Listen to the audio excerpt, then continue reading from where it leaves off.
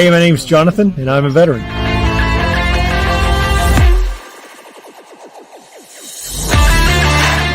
Hi, my name is Daryl, and I'm a veteran. My name is Chad, and I'm a veteran. Hey, I'm Travis. I'm an Air Force veteran. Hi, my name's Ashley, and I'm a veteran.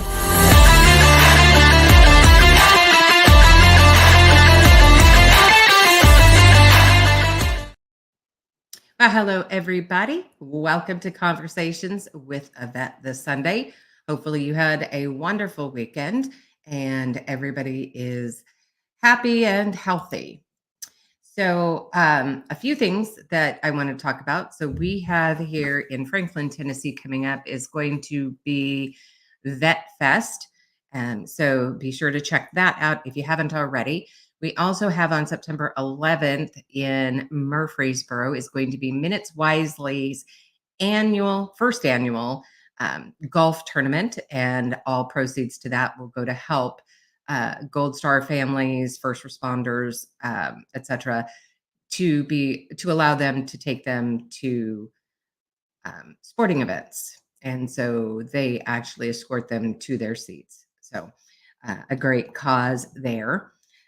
Very excited about that one as well. So if you want to meet a couple of veteran podcasters, veterans themselves, be sure to check that one out. They're always looking for teams. So Jason, thank you for being here and supporting me. Thomas, welcome. Thank you for joining tonight. Appreciate it. So I've got a wonderful guest, and I'm very honored and happy to have him agree to a conversation. And his name is Matt Cubbler, and he is an Army veteran. So everybody, please welcome Matt. What's up, everybody? How we doing? Hey. So did you get yourself something to eat and all that good stuff? I'm all set. I Nice. came prepared for the long haul. Very nice. Jim, welcome. Glad you could join us. Jova Q, how's it going? So, I know we were supposed to have you on last week and you had some things pop up. And I know you were a very, very busy individual. And we've got Lee Deckelman, your buddy out there, just came on, said, hey, Ranger boy. So Ranger boy. You got a lot of supporters out here. Okay, so my favorite question to start everything off is tell me a little bit. It's not so much a question as a statement, I guess, but tell me a little bit about your childhood. Well, it's funny. I'll lead with I used to have a podcast called 2 Dates and a Dash. And okay. It was the date you're born, the date you die, and the dash is the life that you lived. So that I was, and I'm going to go off the script a little bit. I was Tim Tebow's bodyguard for quite a while. And very cool. He referenced this poem, The Dash, all the time, which is basically where that came from. So shout out to Tim. Secondly, I only had one question scripted for the show, which was, who is whatever the person's name is. So I appreciate your opening question, because it sort of took me back to my podcasting days. So thank you for that. You're welcome. Anytime. To answer your question, I was born and raised in Pottstown, Pennsylvania, which is a little city northwest of the city of Philadelphia.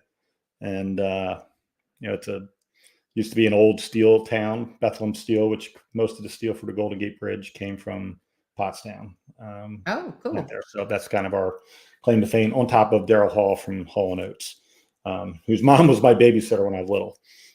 Wow. Okay. So I'm 53, married. I got 2 wonderful children. My daughter Rebecca is 26. My son Andrew, who's the reason why I bailed last week, was he's a travel welder, and he went out on the road to weld, and his birthday is in September, and we were going to miss it. So we celebrated his birthday early, which apparently my wife told me, but I forgot. So that's why I did that. That happens more often than you know. I like to say I'm impervious to that, but I'm quite guilty. It just happens. So were you a studious kid? Did you like school? I'm going to be very honest with you. I was a smoke and mirrors kid. So I have a high functioning intellect, but I wasn't a hard worker, meaning I always found a way around the problem to get to the same outcome without having to put in the work. Yes. And I did that. I mean, that was my MO until I got in the Army. And, I did very well in school. I had a 4.0 GPA.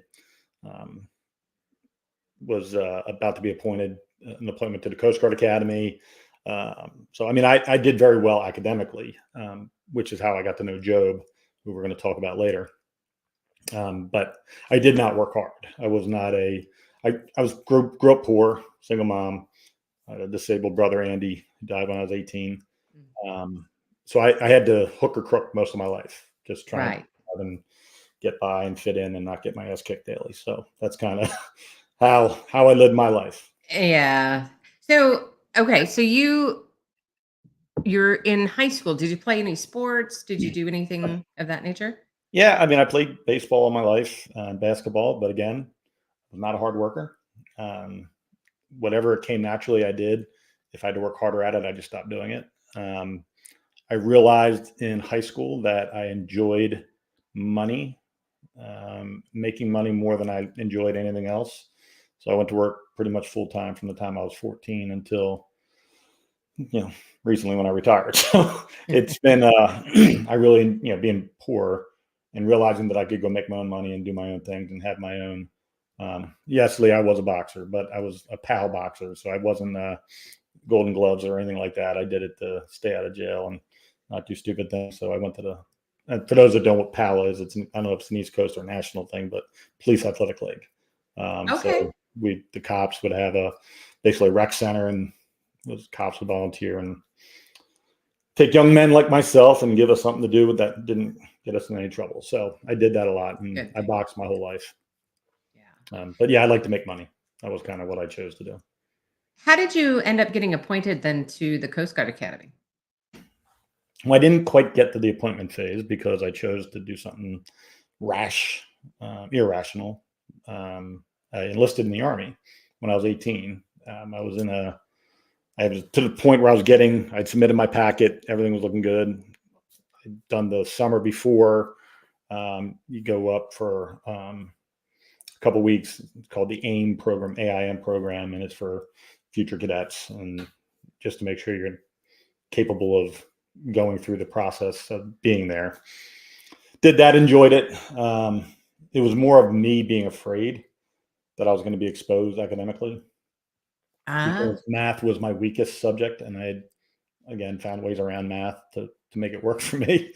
But I didn't really know it. So, and it was a heavy math school. I was going to have to really focus hard on that. And I felt I was not prepared. So I chose to enlist in the Army with the idea that I kind of was going to leave the Coast Guard Academy open as a possibility. But I found that once you enlist in the military, there's no going back from that.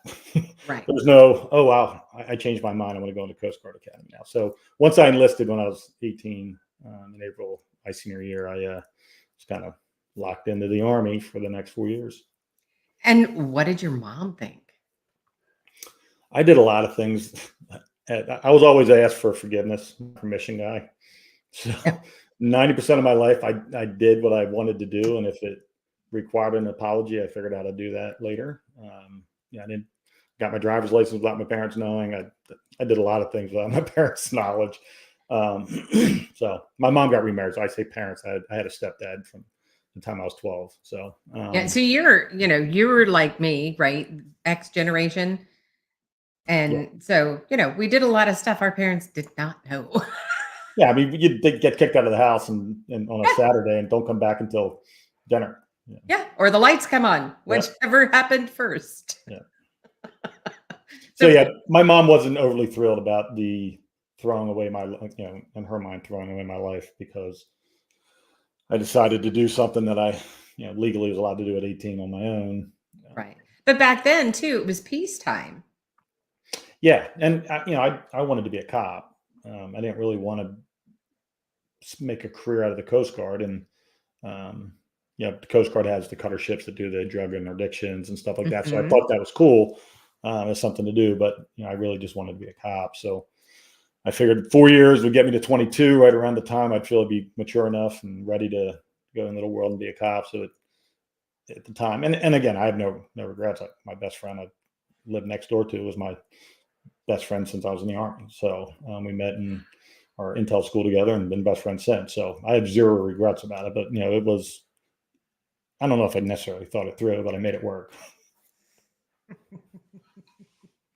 Well, and obviously what you learned and while you were in the Army has helped you to where you are today, right? And in your jobs. And The biggest thing I learned, to be honest with you, was how to use my brain. I went, thinking that I was taking an easier route than the Coast Guard Academy, but I went Army Intel, and I was in the SIGINT world.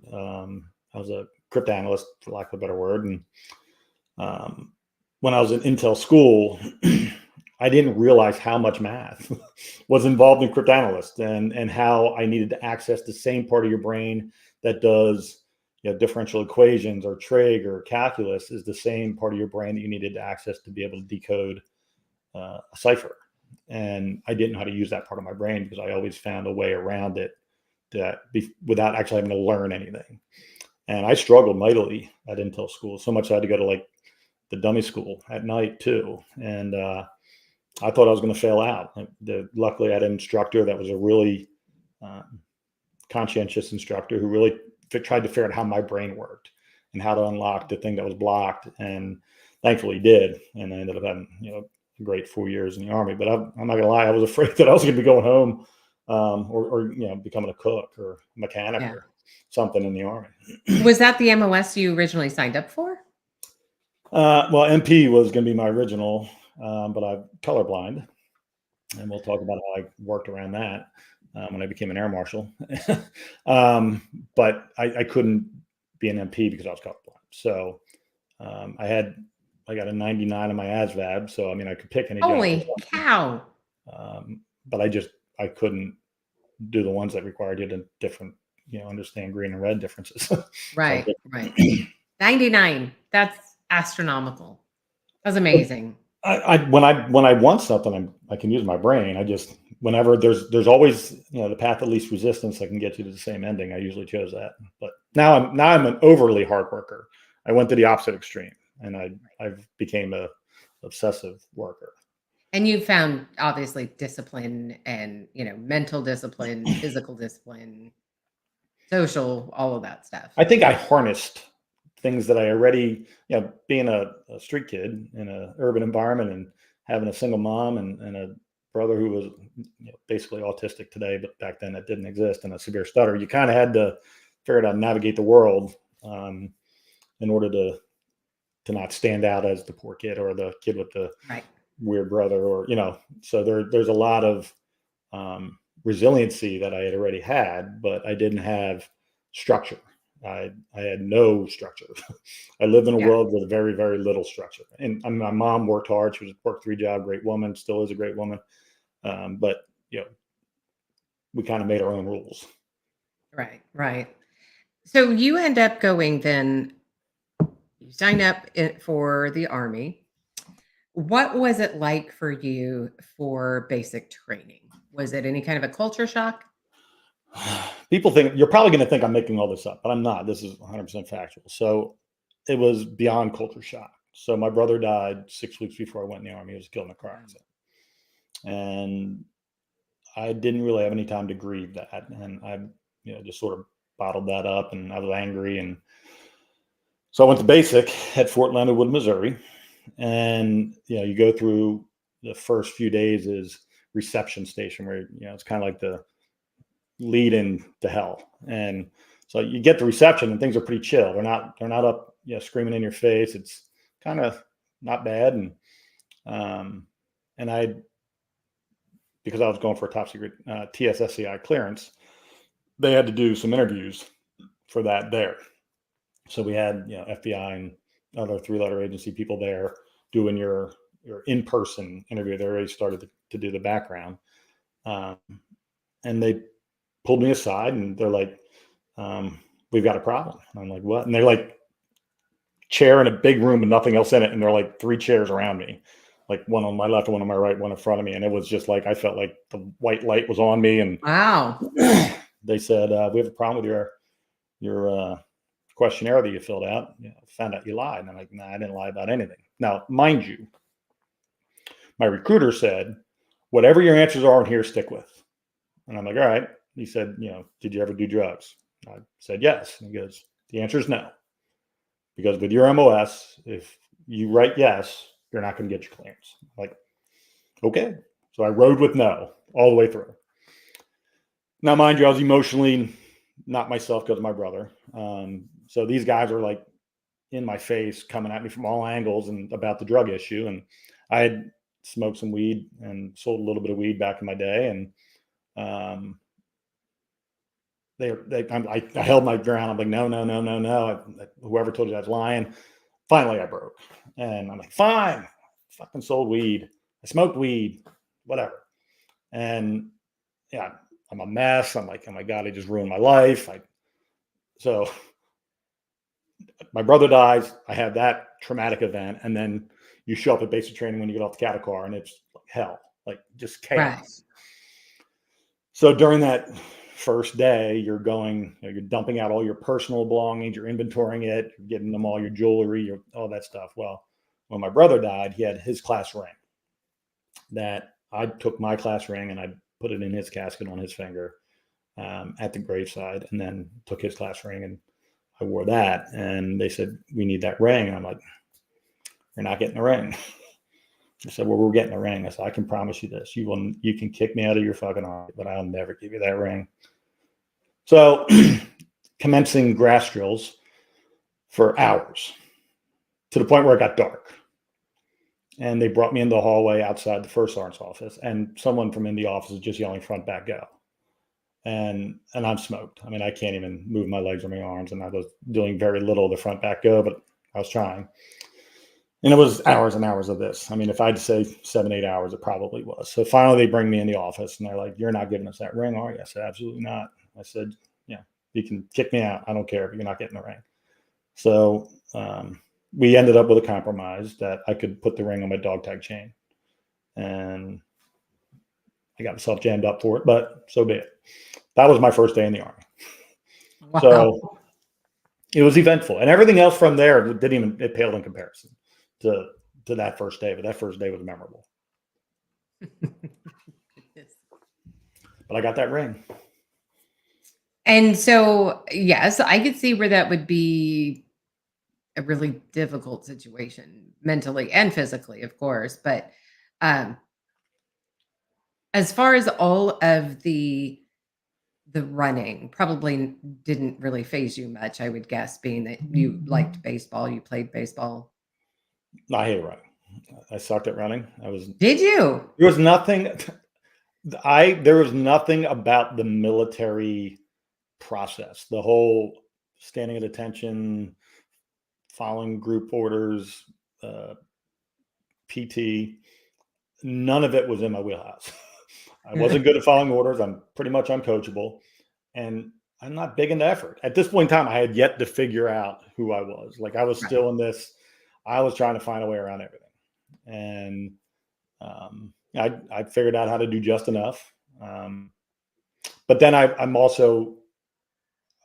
was a natural leader, not by intent, but just by happenstance. It's just the way things have always been for me. So I think the drill sergeants knew that. And because I wasn't afraid to be bold in certain areas at basic, that most people would probably not be as bold. Right. And I had a drill sergeant there to kind of harness that for me a little bit and allowed me to refocus that into a more positive way. And so Drill Sergeant Brown, shout out. There you go. It's interesting too that when you're in those situations and those that either, give you the most grief or are right there by your side encouraging you always remember those names, right? Yeah. And that's, that's real key point is that you're going to have both.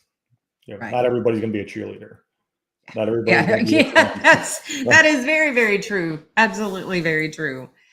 And do you have any funny stories, not necessarily about you, but about what, when you were in boot camp with anything?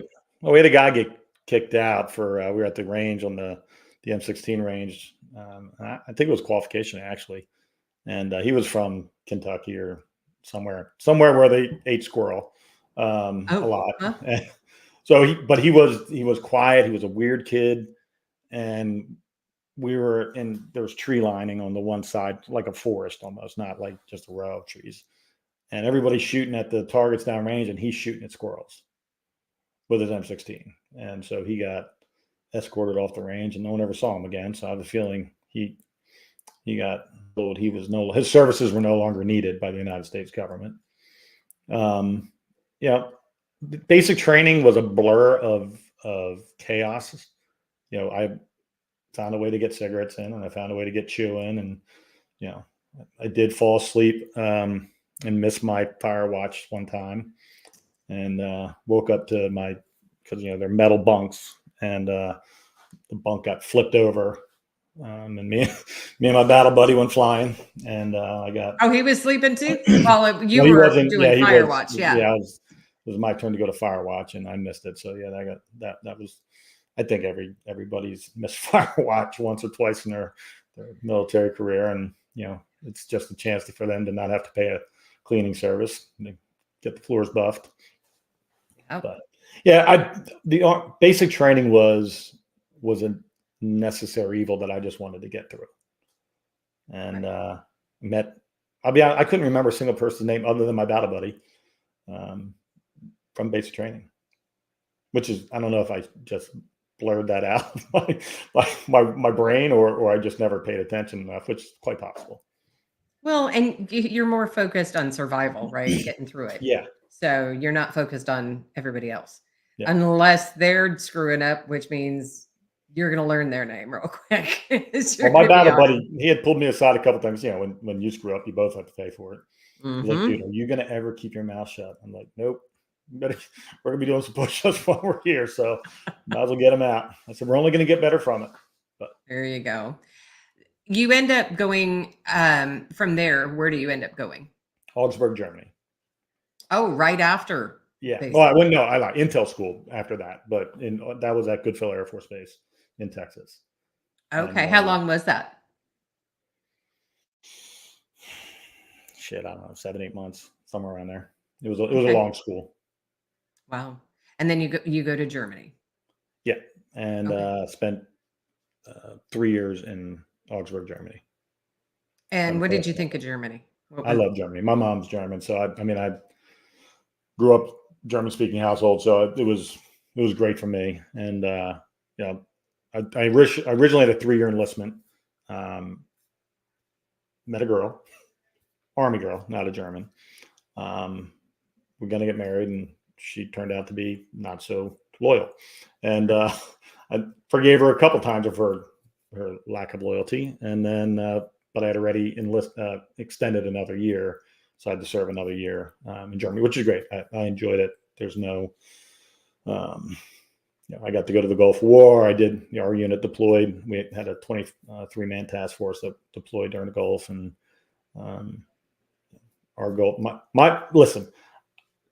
Some guys like Lee Duckman's Army, way different experience than my Army. I found, and that's okay. And we were in the same time. I just found a different way to do the Army that worked for me. I worked the Army for everything the Army had, and I made it fit Matt Cubbler. And I very rarely fit into the Army. Yeah, and that I've said that a lot. Is that you could have two people standing side by side throughout their career, and each one will have a different story, right? You see things differently, you interpret what you see differently. So that's part of why I give this platform to veterans, because everybody has a story, and it doesn't matter even if you were deployed or not. I mean, the facts are those who are deployed or, or saw combat, I should say, are what, 18%, give or take. So, it's not a lot. It's, the Army was probably the best 4 years of my life. Loved 98% of it. I found out that I became really good at one thing, the most important thing, that the other things that I didn't really pay much attention to or care about or give any effort for, I could get around. And I became really good at my job. And in the intel world, it's especially the type we were a tactical unit. We were the European theater tactical intel collection unit. So we had deployed a lot for non-combat deployments, but doing live operations, focusing towards the east. And I truly enjoyed that. But I also, I had a blast. I drank my face off. I partied hard. I made some. Was that just in Germany, or was that also when you went to? Both. Yes, thank you. Yeah, no, well, the Gulf, we found out how to make some hooch, and that was nasty. That was not recommended. No, but I mean, I had a blast. 3 Oktoberfests.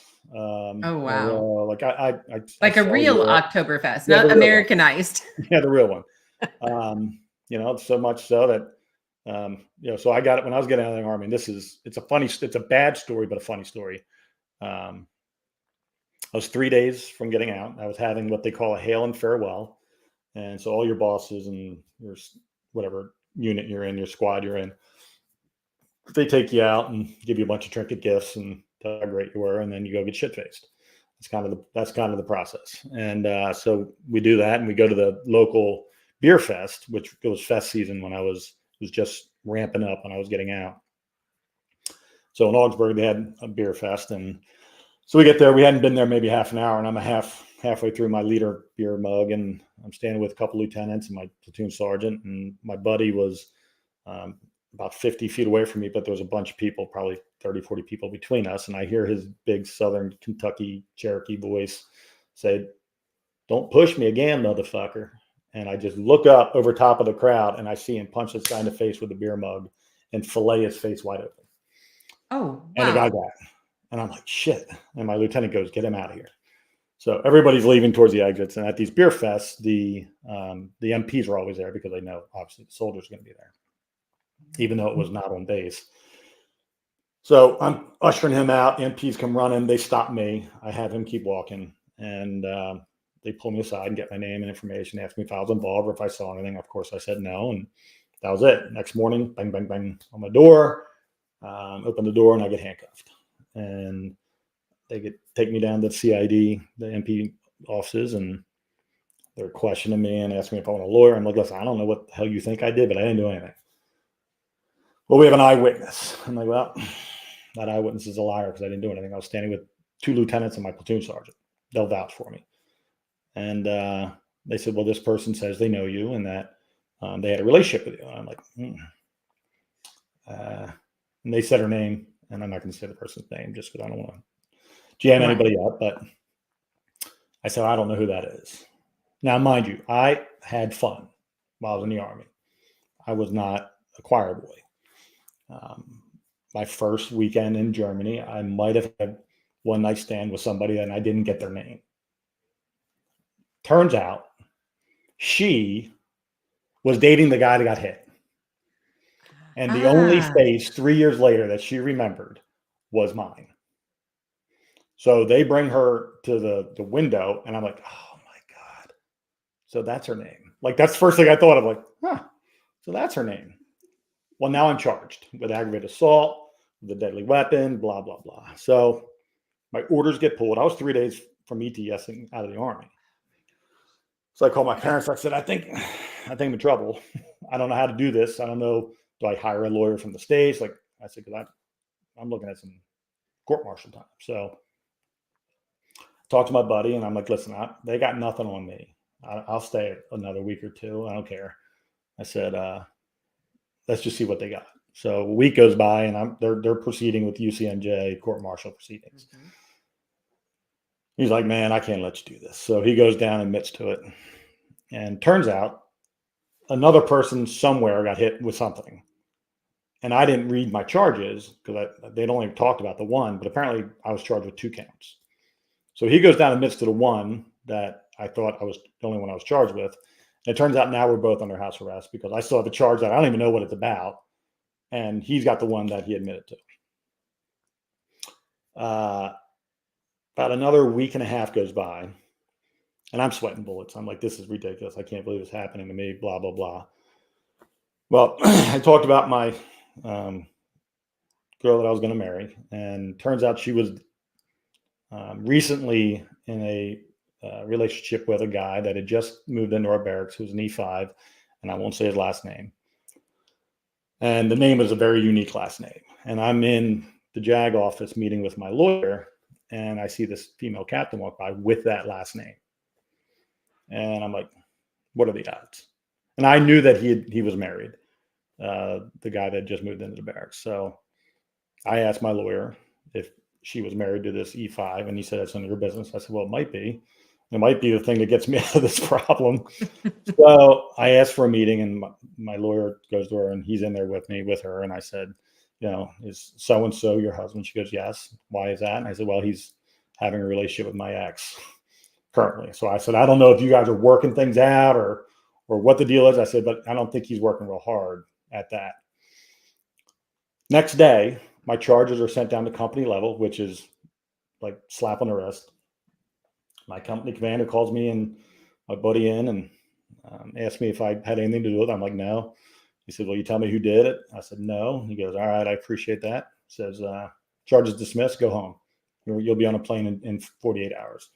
My buddy got the same thing. You told charges were dismissed. So it went from, I thought I was going to jail, to charges dismissed simply because I recognized this captain who was actually my prosecuting attorney for the JAG. Oh, yeah. I'm telling you, there is a God. Wow. So I was home. I was supposed to get out June 1st. I was home July 1st. So, Oh my gosh. yeah. So that was my army. My army was a complete and utter shit show that I had a blast doing. Wow. That's a heck of a story. I was just all the way around, really. And what was your time like while you were in the Gulf? It was short. We were only there for a few months. We were there during the like all the Scud missiles were shot at us. So every night was bombs, like rockets coming in. And luckily the Patriot batteries were there and shot most of them down. We were in a place in Saudi Arabia called Escon Village, which was a Bedouin. The U.S. built it for the Bedouins, and the Bedouins refused to live in it because there was no place to put their animals years and years ago. So we took it over during the war. And that's where, when one of our jobs was to, anytime a Scud missile would turn on, they would power up the machine. It would send off a signal frequency, and we would intercept that frequency. We would know what that frequency is, and then we would triangulate. Once the fire frequency went off, we could triangulate where it was going, and we would notify Israel. We would notify wherever it was going, Right. or if it was coming at us. And so that was kind of one of the things we did during that period. And then I was responsible for tracking the Republican Guard and determining where they're at. Oh, I will tell you a funny story that involved General Schwarzkopf. Oh, I remember that name. Yeah. Lee said he did the defense. I do know that we sat up one night when we were in Air Marshal basic training and talking about Escon Village. And it was one of our bonding moments. That's how we became good friends. So after the war, after the ceasefire was called and the demarcation line was set, which was right south of Al-Nazariya, if I remember correctly. So we had to do a briefing. We did briefings every morning with all the high echelon theater command. Mm-hmm. So Schwarzkopf just happened to be in. Things were supposed to be calm. Things were ending. It was April 1st. Fool's Day, and one of my buddies came up with this grand idea that we were all going to give different briefings for what our area of expertise was, and it was all going to be fake. And it was going to be this, like, the world's coming to an end briefing, and then give them the the notes that they could take with them, and at the bottom it said April Fools. Let's just say it didn't go off well. I can imagine. It was the whole, because I was like third from out of the debrief. And I'm watching faces, and I'm like, this is going to go so badly. We are all going to get court-martialed. We're screwed. Luckily, the general's aide thought it was funny. And he's the one that had gotten, and he smoothed it over. Now, the battalion commander for the unit that we were attached to, not as happy. But it's one of those things, you do stupid shit like that, and you don't really know the consequence it potentially could have caused. But in your mind, you're like, oh, that sounds like a great idea. And you go with it. And it's a great story 35 years later, but it's not something that necessarily probably was the best decision at the time. Yes, it is a great story 35 years later. I agree. That's, but gosh, I can imagine though, just, the stories you'll be able to tell, the generations coming up. If I live that long. Well, here's hoping. Yeah, fingers crossed. So you come back to the States. Now you've been in the military for 4 years. And what was it like for you becoming a civilian again? How difficult was that? Well, again, I didn't embrace a lot of the structural, and Intel is a little bit different. It's just, and especially at that in that time period, while we had formations, they were kind of laxed. While we had PT, it was kind of laxed. Saluting was depending on who the officer was. It was just a different world than an infantry guy or anyone that was in any of those types of MOSs. So it was a little bit different the whole way anyways. So the structural component, we didn't have building inspections. We didn't have room inspections. It was like college, but with like 5:30 a.m. PT. Like, it wasn't crazy structured. It was structured in the when you were entering a skiff to go to work, and that was all very structured. And the work you did was very structured in the skiff, but the Army part was very not so. So my transition wasn't hard because other than the staying in shape and having bosses and people to answer to and things like that, and then going to that with no job was a little bit tough. But did they provide you any resources at all? I know the answer to that, but it's to hear it said kind of helps. No, they never offered it. I mean, if it existed, it was never offered. I went back and I knew I wanted to be a cop, but again, that's a whole different process of trying to get a job at a time when everybody wanted to be a cop. It used to be you would take a test for a department, and 300 to 500 people would be taking a test for one position. So it wasn't like today where nobody wants to be a cop and you got to take a test. It's one of you and 5 others, and it's just nobody wants to do the job anymore, and I don't blame them. So I had to get to that, figure out how to become a cop. Number one, I had to make some money. So I was working at a bar as a bouncer. I was working for my cousin doing, labor for, home improvement stuff. And so I found ways to make some money while I was figuring out how to become a cop. And luckily, I in my first test that I took, and that's the job I got hired on my first try. So, wow, which was great. And, it was the beginning of a great 30-year career that I'm very proud of, but one that I was also very happy to get out of. So you go into that field, and was it first off everything you wanted it to be? In the beginning, yeah. I mean, police work, and it was the end of '93 when I got hired, and that was still, there's still the glory days of being a cop where,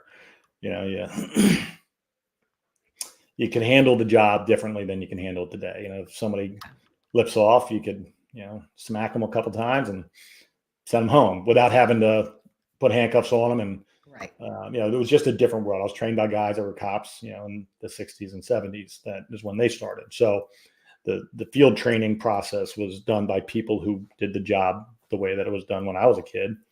The guys that I looked up to and admired, and when I was in the police athletic league, those are the ones that I gravitated towards, the more old school, having a nightstick and walking a beat and protecting their neighborhood. And that's kind of the way it was when I started, and it stayed that way for probably 6 or 7 years until I'll say 2002 was really the jumping the shark, I call it, in law enforcement, when they realized that they could, the federal government could institute a lot of control through funding. So they created these accredited programs for police departments to become accredited through the federal government, which gave them more money, but they had to follow certain criteria. And it started off slowly, but over time, it became a real thing that most of these departments were following in order to get funding and have some credibility or whatever they're looking for in the community's eyes, and make it look like they're following all these processes and procedures that allow them to become better at law enforcement, which is subjective. I think in some places maybe that worked to make the law enforcement community cohesiveness happen better. In some places it completely segregated the community from the police department. So it really was, where I was from, it was not something that I felt was helping us do our job better. It was actually hampering us from doing our job better. So for the first, I'd say 8 years of my career, 7, 8 years of my career was great. I had a blast. I was chasing bad guys, kicking in doors, doing SWAT, doing everything that I wanted to do on the job. So you went into SWAT? Yeah, 3 years after I was a cop, we had a regional SWAT team created, and I was one of the original founding members of that. And then it's still around today. And I had a blast. I trained with some of the greatest SWAT guys in the country, and learned a lot and did a lot and had a blast. And that was my wheelhouse, and that's what I identified as. That was if somebody said, "What do you do?" I'm a SWAT cop. And when 9/11 happened and the Air Marshal program was ramped up, that's why I got the job, because of that. That was the thing that they were looking for at the time, and I just happened to be lucky enough to be one of the few thousand out of a million or so applicants to get hired as an Air Marshal, along with the great Ranger boy, Lee Deckelman. And then, funny stories. Do you have any funny stories that you can tell? I don't know if it's about funny. your time as So a police my rookie year was crazy, which shouldn't surprise anybody at this point. So July 27th, I believe it was, or 27th. I'd been a cop for 7 months, maybe ish. And I'm working in the town where I was a cop, and I happened to be picked up in an F3 tornado in my police car. Holy and heck. dropped 2 blocks later. Had no idea what was happening. I knew that there had been a tornado sighting, and tornadoes are not very common in the Philadelphia area. It's not necessarily the tornado belt. But yeah, it was, came up from behind where I was at a traffic light, actually. And it started raining cats and dogs to the point where I couldn't see anything. It was like cascading rain. And then it stopped. And then it came down like a deluge. And then a couple seconds later, I feel the car slam to the ground. And at no point in time did I think I was off the ground or anything. It just picked me up and rammed the tires into the bottom of the car. It was facing the opposite direction. There was a tree on the hood, a telephone pole leaning against it. And I got out of the car, and I gave probably the single most profane-laced radio transmission in the history of Montgomery County, Pennsylvania. It's still a training tool today. What not to say. Well, how to handle somebody who does what I did. Oh, like, my I gosh. called for everybody under the sun, and every one of them had a fuck in front of it. Yeah. And I was just, because I couldn't even understand. There was a woman yelling out where I landed. There's a partial roof off of a house, and she's out her window, and she's like, "What happened?" And I said, "Look up." And she's like, "Oh my God." And roof was gone.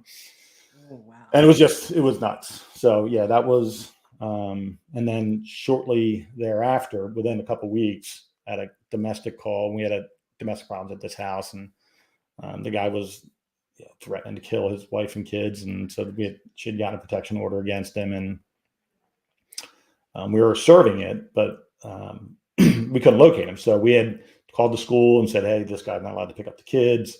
We told her not to have the kids at the house until we served, put them with a relative not in town. And that night I'm working, and we get a call for a burglary at that residence. And so I get there, and I get on the front porch, and this is back before we had like the mics on the shoulders and all that kind of stuff. So we had the big brick radios, and you get out of the car and just crank the volume up.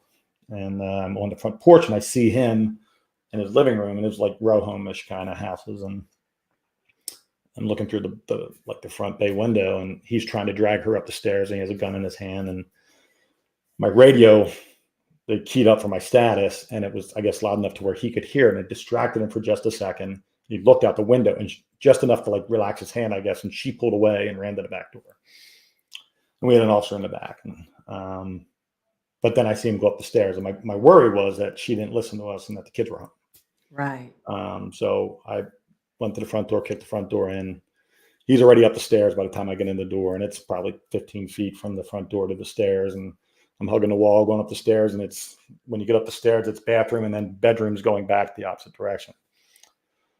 So I could see he wasn't in the bathroom, and I'm looking through the banister, the spindles, and I see a leg in that first bedroom, and which is one of the kids' bedrooms. And so I'm like, "Show me your hands, show me your hands." And he leans back and looks at me and goes, "Fuck you." Boosh, blows his head off. And in my head, I was the one that was going to blow his head off. Like as I'm working through this potential, Right. visualizing what could possibly happening. And that's what I thought I was going to be doing that. And then I was not prepared. That was not even in the equation of what I thought was going to happen. Right. And so how did that, I mean, obviously very unexpected. And how did that go for you mentally for, None of that down? bothers. Yeah, I didn't listen. I'm a pretty black and white cause and effect kind of guy. And, I don't dwell on a whole lot. Not in that world. Like I understand why things happen. Right. And now kids would crush me. Right. Like, I don't know how I was a juvenile investigator for about a minute until they realized that I wasn't the guy. I'm not that guy. I can't sit and listen to a guy that just committed a sex act against kid joyfully tell me how it happened, and I'm supposed to somehow keep my calm and not smash his face in. So I'm just not that guy. So yeah, those things that didn't bother me. It's a great story that people go, "Oh my God," just like when you weren't expecting me to say that, and I wasn't expecting him to do that. So Exactly. So but that was my rookie year. So I don't know if I peaked, but it's sort of it was hard that was a high bar set. Yeah. How now did you stay in SWAT then from when you went in? Did you stay through with SWAT then? So SWAT wasn't a full-time job. That was you trained and you were always on call, but I was a patrol officer. I worked the streets. And then when would have a call out, obviously we'd have to show up. Okay. So is not a detective or? No, I did. I mean, I did some drug work for our task force, our county task force. That was fun. I enjoyed that. But drugs was, I mean, I was in that world somewhat growing up. So I don't know. It wasn't something that I strived to do. And then I also understand the system, and everybody's usually out. Unless you're getting Pablo Escobar, most guys are out the next day. So it's just a game. And once you realize it's the circle game where everybody just keep feeding the circle. Right. I got bored with it, and SWAT was one of those things where even on the ones where we didn't have to do much, the potential for what that could have been and how we prepared for it stimulated me. And then the preparation, having to maintain my ability to do things on the job, whether it's as a leader or as the firearms instructor, make sure everybody's good with their assigned weapons or tactics or whatever. So that it had enough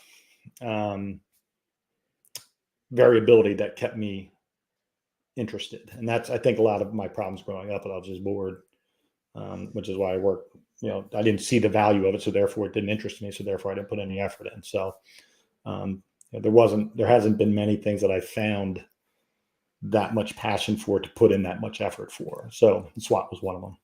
Right. Now we're going to kind of switch gears a little bit because so you get through your time with the police department. Mm-hmm. And what? Okay, 2002. Year was that? For the for 9/11 or no? Job. Oh, Job. Job died in 2012. 12. Okay, and so you completed your time with the police department what year? Last year. I've been retired for a year and 2 months. Yeah.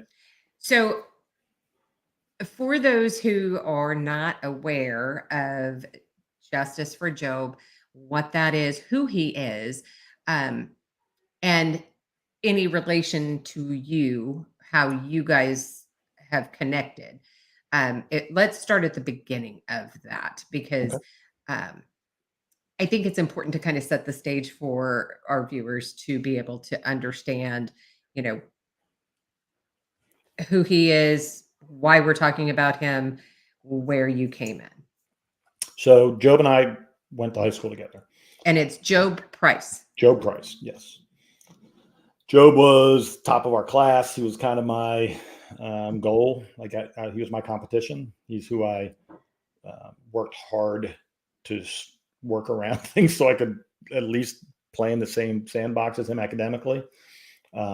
We were the only two that were in our class going for military appointments. He went to the Air Force Academy. We were not friends per se. Like, we didn't hang out. I didn't go to his house after school. We didn't chill together or anything. So we were just classmates and colleagues academically. And but he was a great guy. We didn't have any issues with each other. We just weren't in the same social circles. So Job left to go to the Air Force Academy, graduated Air Force Academy, transferred his commission to the Navy, became a Navy SEAL, did that for 19 and a half years. And when I was in the Air Marshals, we had seen each other a couple times at bars and when he was home on leave or whatever. And we always talked shop, but never really in any detail. I just knew that he really loved his job and he was moving up the ranks and doing very, very well. And then he became commander of SEAL Team 4 and deployed to Takragar, Afghanistan. I'm sorry, Tarankot, Afghanistan, in, I want to say, September of 2012. And there were some issues with his deployment, and we can get into the weeds if you want, but I'll give you the 35,000 foot right now, and then we'll narrow down. A couple SF guys were killed by some Afghan National Police while a detainee was being questioned, and they were all under Job's command. This was an all-encompassing. He was in charge of the region as the commander of SEAL Team 4. Multiple different units and entities were under his command, not just the SEALs. And then in November, he had 2 SEALs died, one at the beginning of the month, one at the end of the month. And then that was November 24th was the last one that was killed. And that was Kevin Ebert, who was very close with Job, and Job and him were close. And, Job I can only imagine being the leader and responsible for so many lives that having anybody die would be crushing, but to have 4 of them die under your command would be tough. And rightfully so. He had some struggles with just that, dealing with that.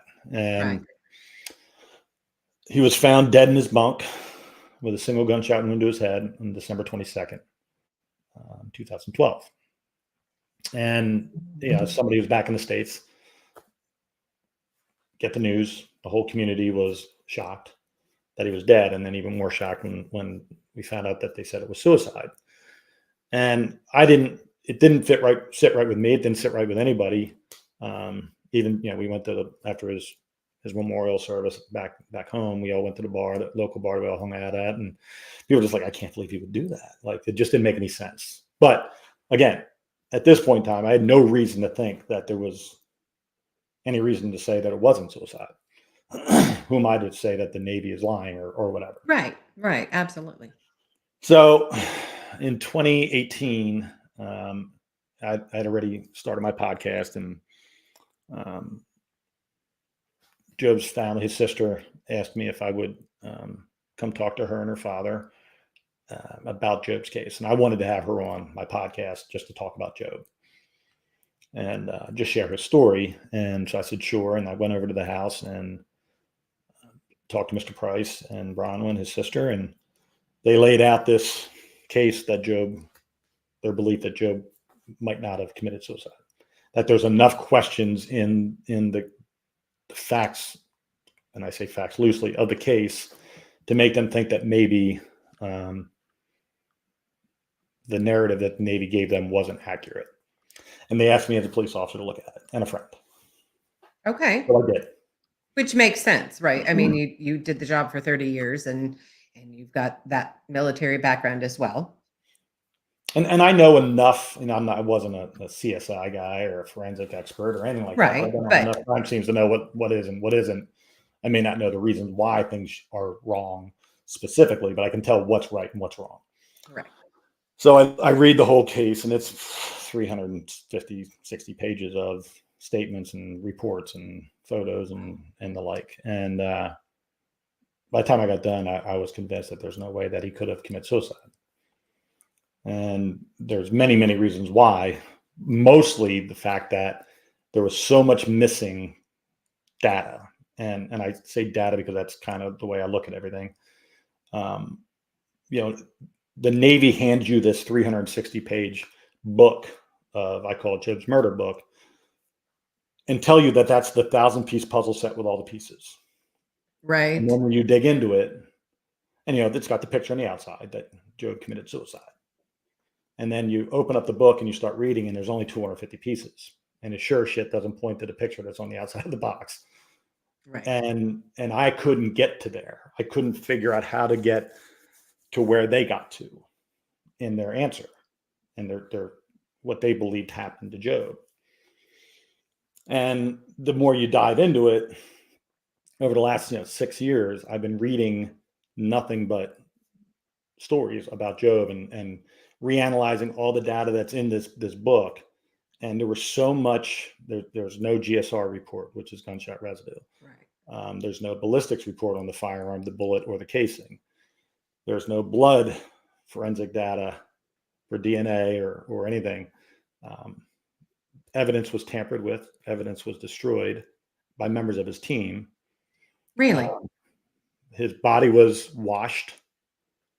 The bags that were covering his hand were removed. His hands were cleaned. And the bags were put back on. The position his body was found in was impossible for it to end up in that position naturally. He was still holding the gun in a way that was unnatural for it to have ended up in his hand in that position. He had a bullet wound to his head that could not have been caused by an unsuppressed firearm, and his gun was an unsuppressed firearm. I could go on for days, and there's things I can't disclose yet because we have forensic experts that, since I did a podcast 2 weeks ago, the Anti-Hero podcast. And I actually did watch this. Oh, thank you. I did.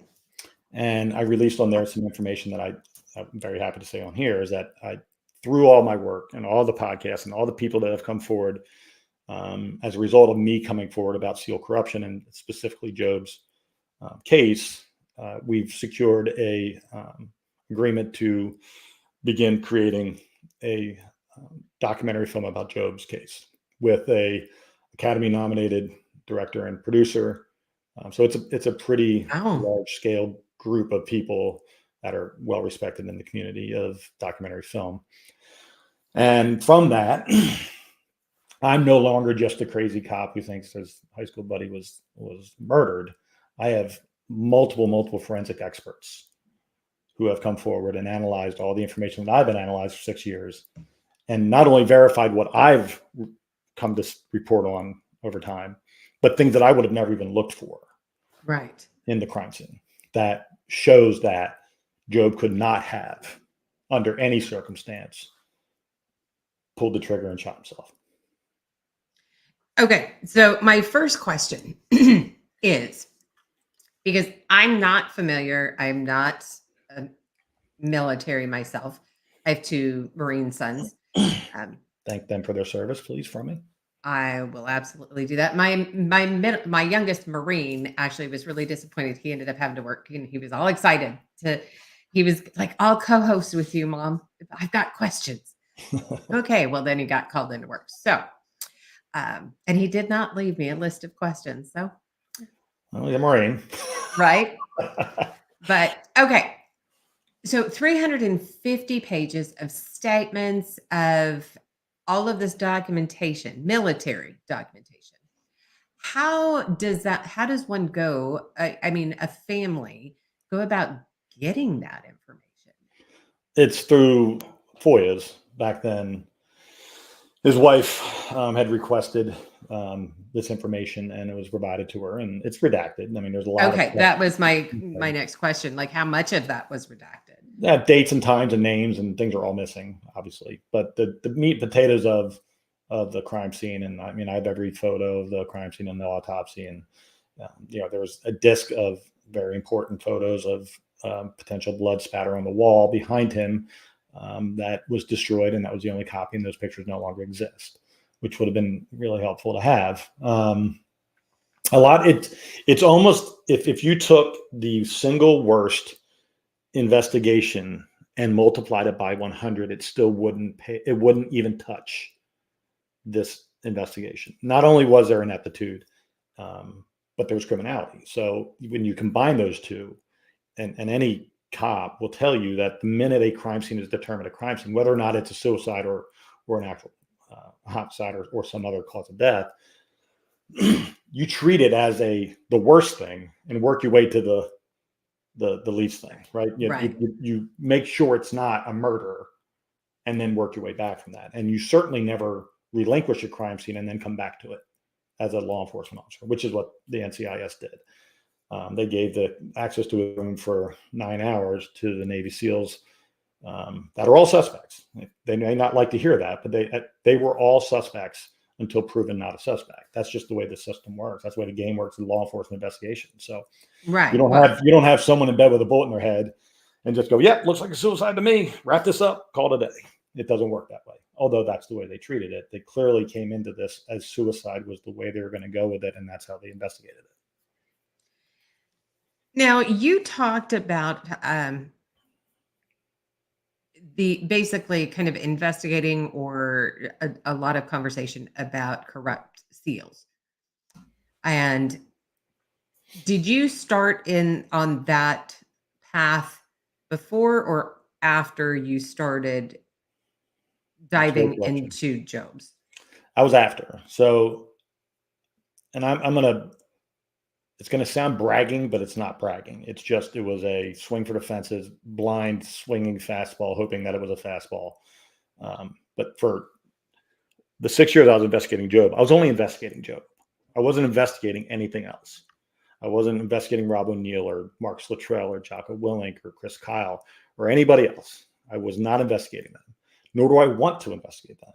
However, once Job's case hit a wall, and there's only so much information that you can get through pleases and pretty pleases, right? Right. There's only so much information the government's going to give you, and you can FOIA until your FOIA brain dies, and they've stopped responding. I'm no longer getting. I have half a dozen FOIAs that are 6 to 8 months old that I've not received a single response on, and they have all the time in the world. They don't have to. There's no law that says within X amount of time they have to give you that information. They can slow play anything they want, and that's the game. And that's the game you have to realize you're playing. And you, as the outsider who's not a direct family, like a wife or a spouse, you don't have access to things. So that you would if you were the spouse. So once all the information that was collectible was gotten, and that's the only information I had, then it was, how do I get more information about Job? And that was through other SEALs and having conversations with other SEALs. And through those conversations came information about other SEALs like Robin Neal, Mark Luttrell, things of that nature. And everybody wants me to look at other things because I'm good at looking at other things. I'm good at investigating. Right. You're analytical. Right. And they want my thoughts on it. And I am a proud conspiracy guy. I've been that way since I was little. My 7th grade book report was on how Lee Harvey Oswald could not have been a lone shooter in the JFK assassination. I mean, I've been at this for a long time, and it's just always intrigued me. Right. Conspiracies. So do I believe in every one of them? No, but I will certainly go down every rabbit hole just for the fun of it. But I also recognize that if I was going to go and look at other SEALs, that it had to have a value for Job. Like there had to be some connection point that I was trying to create that would maybe create an opening for me to get more information about Job. So I did that, and I investigated tangentially all those guys and found that there were connection pieces between their corruption and what happened with Job. There are people that were interconnected within all of them. And that allowed me to realize that they weren't anomalies. They were a succession of events tied to and interconnected with each other, maybe not directly, but through, it's like 6 degrees of Kevin Bacon, right? There's enough pieces in play, and it's a small community. So that's going to happen. But, the people in power were in power, decision-making power positions. In all of them, the same people were involved in making the bad decisions from 2002 through 2012 and then beyond. Yeah. And no note was found. Is that correct? No note. There was no other than, and here's the deal. I don't want to diminish, and I am pro-SEAL. I'm doing this to help SEALs, the community, be the best, the community to have integrity, to not have a shadow of conspiracy and criminality hanging over it. That's what I'm doing this for. And I don't want to diminish the people that were deployed with Job and how they may have felt about him or about his death. Right. That's not what I'm doing. However, there's a common thread that everyone had in their statements. Listen, I'm well aware how statements are taken in a, let's circle the wagons. We all need to be on the same page, right? So it is very clear that we all need to be on the same page happened, because all the statements have certain words that are not typical words that people would use, like aloof was used. Really? Yeah, everybody had some version of aloof in their statement. So everyone says that Job was depressed. He wasn't himself. He was withdrawn. He wasn't exercising. He wasn't eating, wasn't sleeping, whatever. Again, I'm not even going to, I'll stipulate to that. Right. I'm sure it was tough being the leader of all those people and having to deal with the loss of 4 of the people you were in charge of, and then knowing that the families that you're going to have to talk to at some point in time. Right. I believe Job did struggle with that. However, I know a lot of people that struggle and that have trauma and that go through shit and are not eating or not sleeping well or just really having a rough time with it, who are still alive. Correct. Depression or anxiety or whatever you want to call it is not a direct link to suicide. It is a contextual link. If you determine somebody committed suicide and you want to find out why, that information becomes relative. But you can't say someone was depressed and they ended up with a bullet in their head, therefore they committed suicide. Those links do not connect. They may in certain circumstances, but as a general rule, they don't connect. You have to work backwards. You have to find out that they committed suicide and then understand why. And the only single piece of evidence that the United States Navy has put forth outside of the fake evidence that they presented in his book, which is forensically is proven to be manipulated, is that he was depressed. It is the only piece of evidence that they've put forth to justify the idea that he committed suicide. That's it. It's the only piece. Now, and I'm not a psychologist or any of that. I usually, but not always, letters not always there, but a lot of times they're there, right? Especially if you don't have that opportunity to say your goodbyes in person. Things are generally put in order or you're giving things to people, as your way of, here, have this to remember me by, Mm-hmm. right? Was there any indication that any of his belongings had been given away or gone Nothing. or nothing at all? His bosses were there the week before he died. And they had gone back to Virginia Beach, and at a funeral for another SEAL that had died, Job's wife was there, and so were the bosses. And she said, "Hey, how's my husband?" And their response was, "He's great. He's crushing it." That was their response a week before. And there's a lot of suspicion around why Job's dead. There's no suspicion that he didn't commit suicide. He most certainly did not commit suicide. And I could go in any court of law with the experts that I have who independently don't know one another and have not had any conversation with each other, and they don't even know the other ones exist, all came with the same conclusions, that it was murder.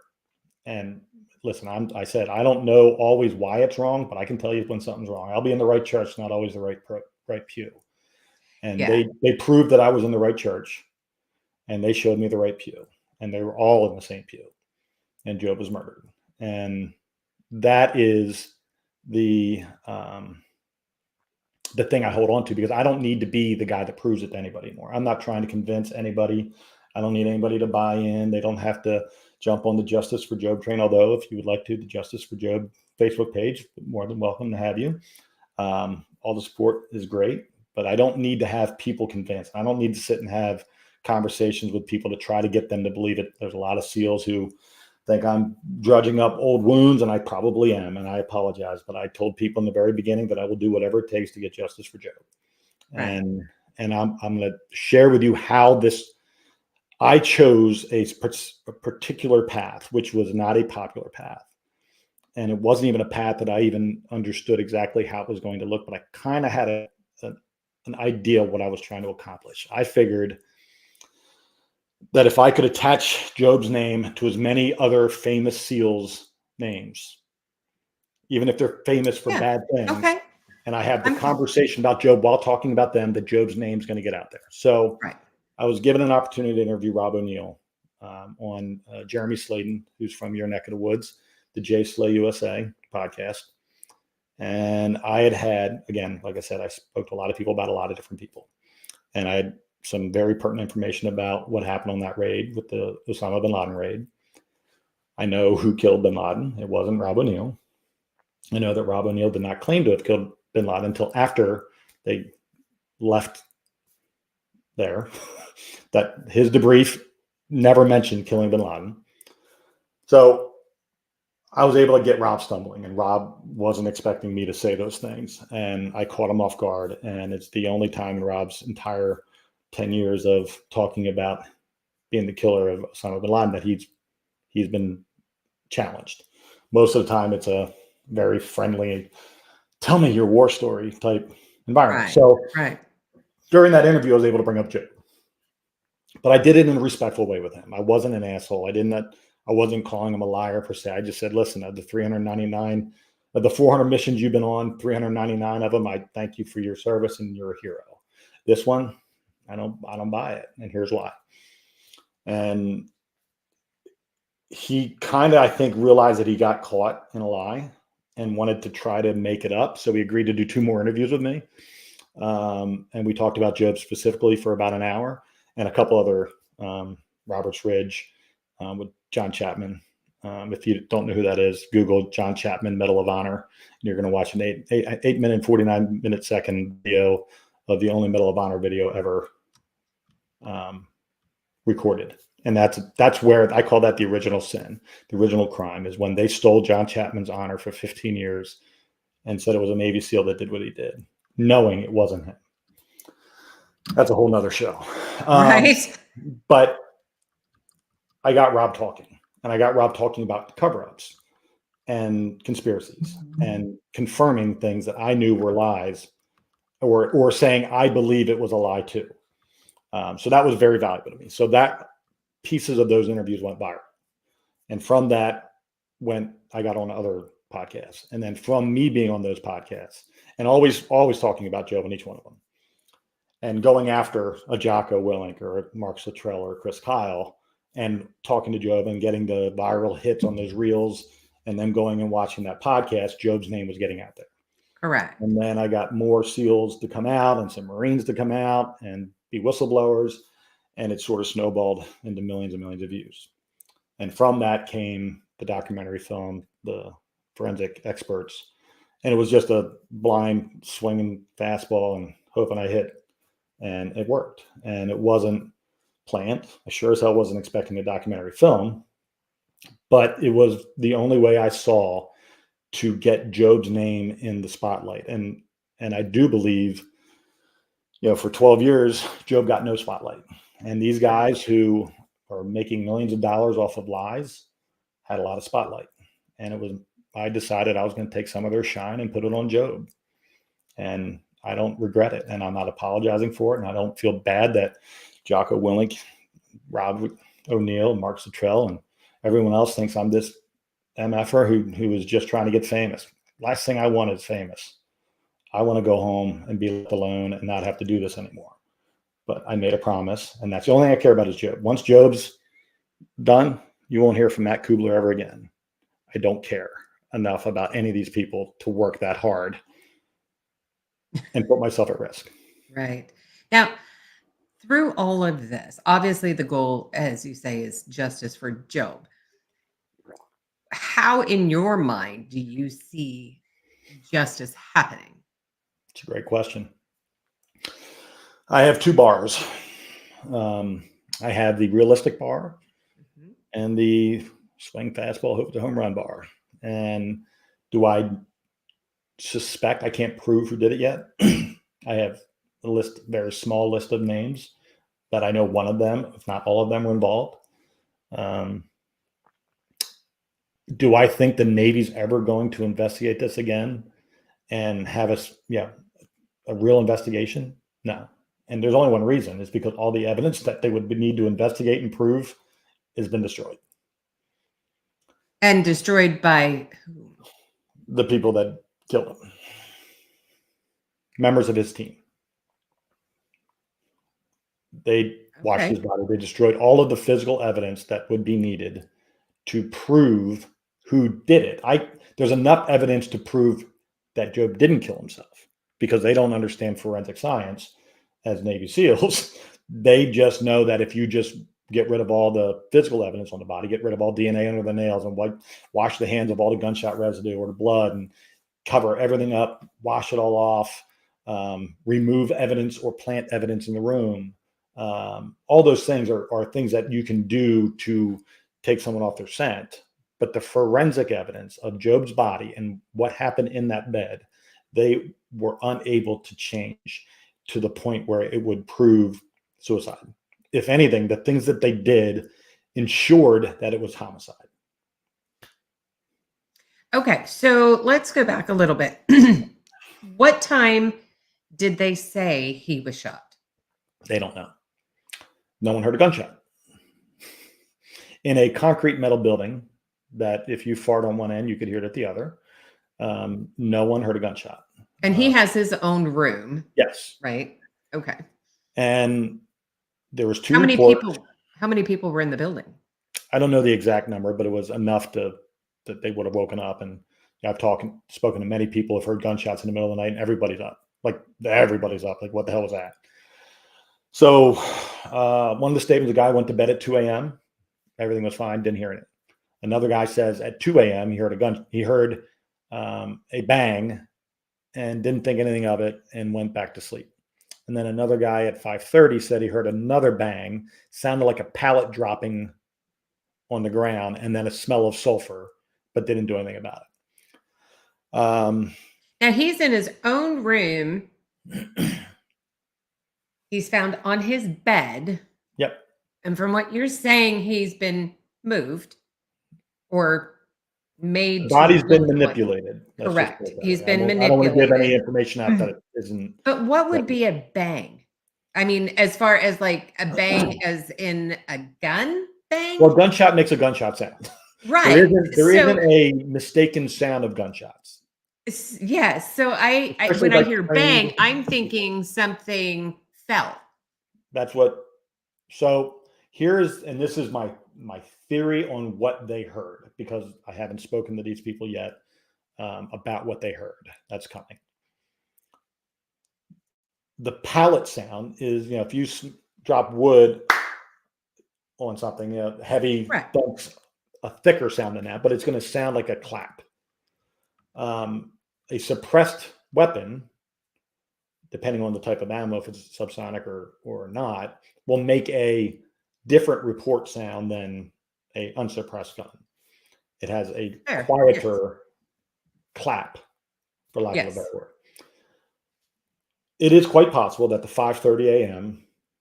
shot sound was the gunshot that guy heard, because he said he smelled sulfur. But it wasn't enough of a sound, and this is just an inference for me, to get him to wake up and go, someone just fired a gun. Right. It was, maybe I'm dreaming. Maybe it wasn't what I think it heard. Or maybe it was just a noise outside from the forklifts unloading stuff. Okay. And then now, and again, this is just an assumption, because if it's a completely enclosed room, not easily would you then smell sulfur outside of that room. You would think. Unless there's no ceiling. No, there was. Yeah, they're they're concrete walls. Yeah. Well, the walls, yes, but like sometimes you might they built that up and maybe there was like no ceiling from like. No, there's definitely a ceiling, but whether or not it was airtight, I don't know. Right, a basement ceiling, right, where it's kind of open. And if that's the case, I mean, how does sulfur get out of the room, that smell, to where you're automatically going sulfur? I mean, we for shooters, we know what a gunshot smells like. That definite sulfur smell, the gunpowder burning. But I guess my mind, I'm thinking, okay, either a shot happened and a door then opened and closed to release that outside of the room. Or, as I said, like some kind of a ventilation thing, but really in a bedroom or a room like that, you wouldn't have an intake. It would be blowing inward. So that, to me, it's a piece of the puzzle that we don't have the answer to yet. I just know that these are highly trained special operators who understand what they're hearing and what they're smelling. Agreed. And this isn't, the Boy Scouts who've never been around a gun and a gunshot goes off and they're confused because they've never heard one and they don't know what it is. These are people that have been around gunfire for a long time. So I don't buy the "we don't know what it was" story. Joe was murdered that night. We know that for a fact. So was it at 2 a.m. or 5:30? Don't know. There was no. Did they do an autopsy? Yeah, but it was a Christmas Day, so it was 3 days later. So there was no way to tell time of death. Yeah. So, the doctor.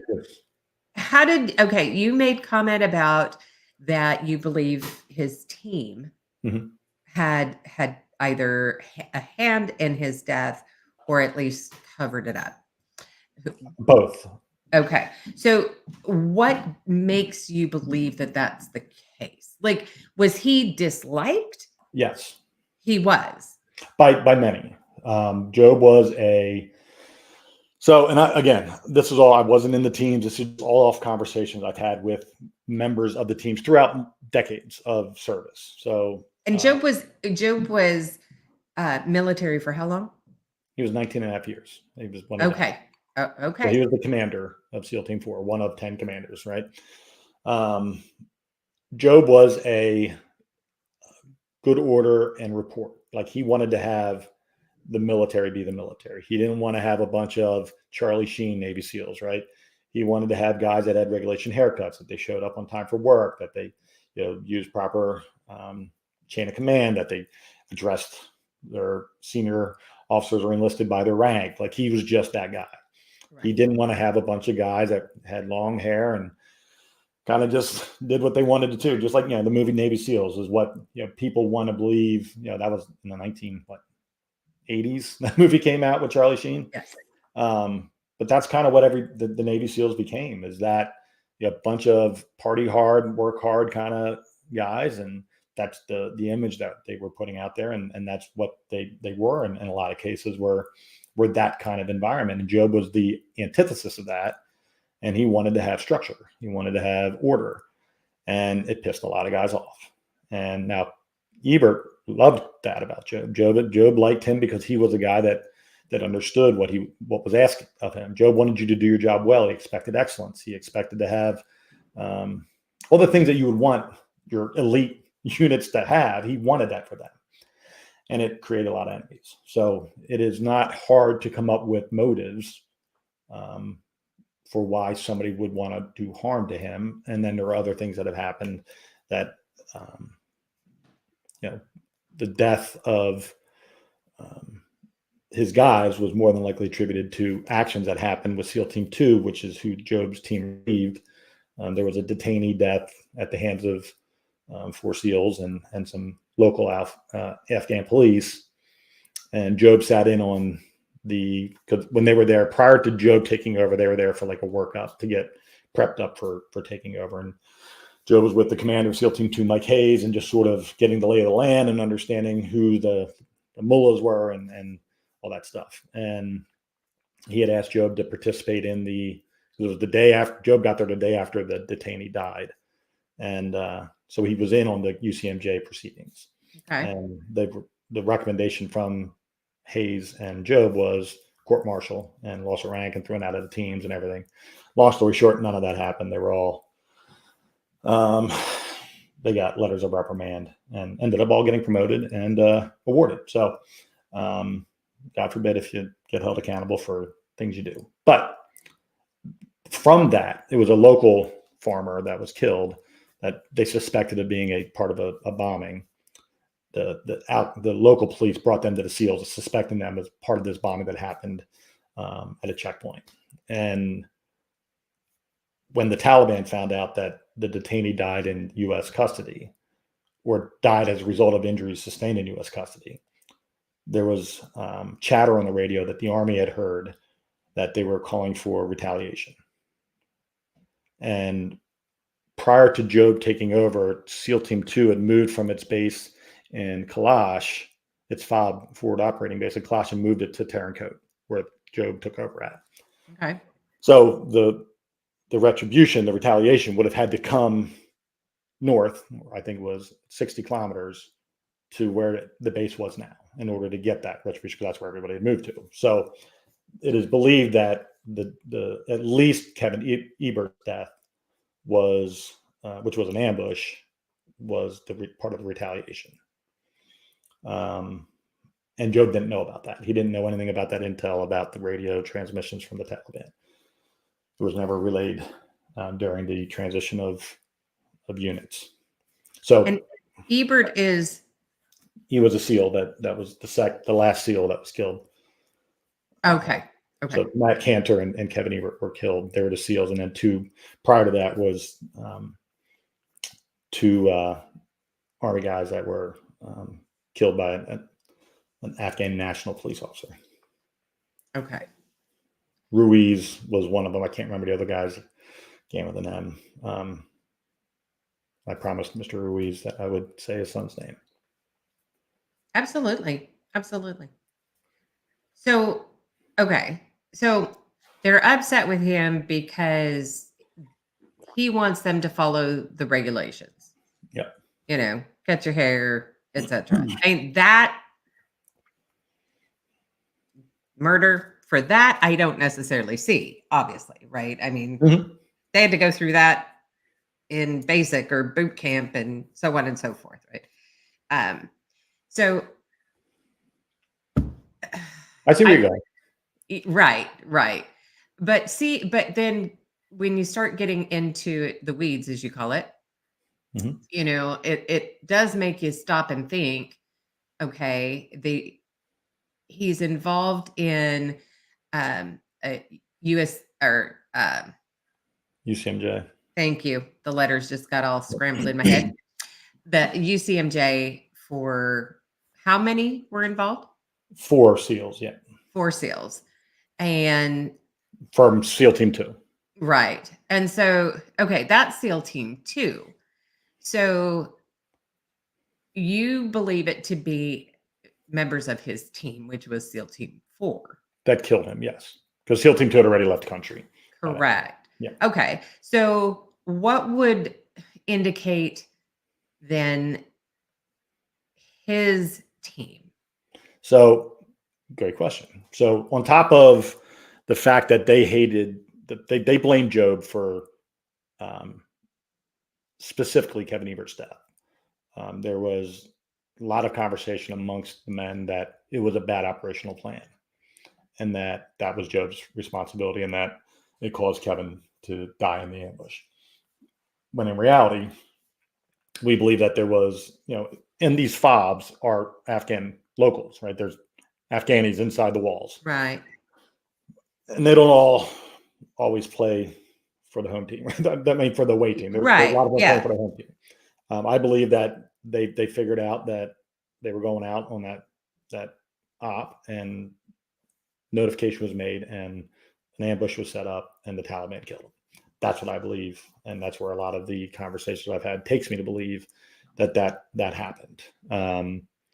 Additionally, at this point in time in the war, it was more of a special operations driven war. It wasn't large mass troop movements or anything like that. So there's this stuff called ASOP money, which is basically CIA money, Advanced Special Operational Training, I think is the acronym. But it's basically CIA funded mission directives that had a cash allotment to fund it. Okay. So basically like a petty cash kind of thing. But in the millions of dollars. Geez. Not okay. Lots of money. Yeah, no. For whatever it is the CIA is deciding needs money for whatever their directives are. And there are members of the military that are involved in this on the ground who help to facilitate op fund. Yeah. Facilitate the mission objective of the agency. And whether it's buying off informants, whether it's whatever, it's intelligence based. And there are members of the SEALs that are involved in the money portion of that. They would have operational control over that money as part of what they would be doing on behalf of what the agency is directing. And $30,000 went unaccounted for. Let's just call it that. And Job was investigating that. And there is a pattern of missing ASOP money throughout the 20 years or however long the ASOP money was being used as part of the war in GWAT. They were using this ASOP money, and money would always find itself, I'll give you an example. 2016, Staff Sergeant Melgar was an Army Special Forces guy that was murdered by 2 SEALs and a Marine Raider, and Navy SEAL Team 6 guy in Mali, MALI. They said it was roughhousing. that he died from roughhousing. What happened was he found out that they had stolen ASOP money and bought a bunch of diamonds and hookers, and were using it for their own little. Oh, their own wow. cash. It's happened numerous times. And when Okay. you look at it from a 35,000 foot, it makes a whole lot more sense than trying to get narrow focus with just one individual thing. And that's why with all the conversations I've had in the last 6 years, this information all, again, I'm only investigating Joe Price, Right. but pieces of the puzzle become clearer when you see the patterns. And as an analyst, you're always looking for patterns. So there is a distinct pattern that the SEALs follow ever since 2002 with Roberts Ridge. So once you see that and you understand what the pattern is, you know where to look for answers. And again, I'm not people. There are people like, oh, he's fishing, he's reaching. Listen. I don't give a flying fuck Right. if Right. people think I'm reaching. I have forensic experts that say Joe was murdered. I don't care what people think. Now it's me trying to figure out why, and I have enough evidence to point to a specific group of people for a specific motive that I'm going to be moving forward in that direction. Now, is the Navy going to back me on this? Probably not. Do I have anybody backing me on this? Probably not. But what I have is a documentary film being produced that's going to say what I'm saying.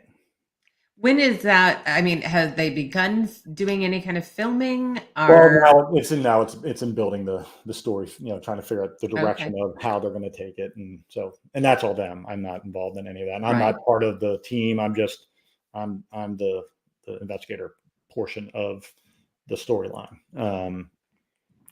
2025 is the goal. And Okay.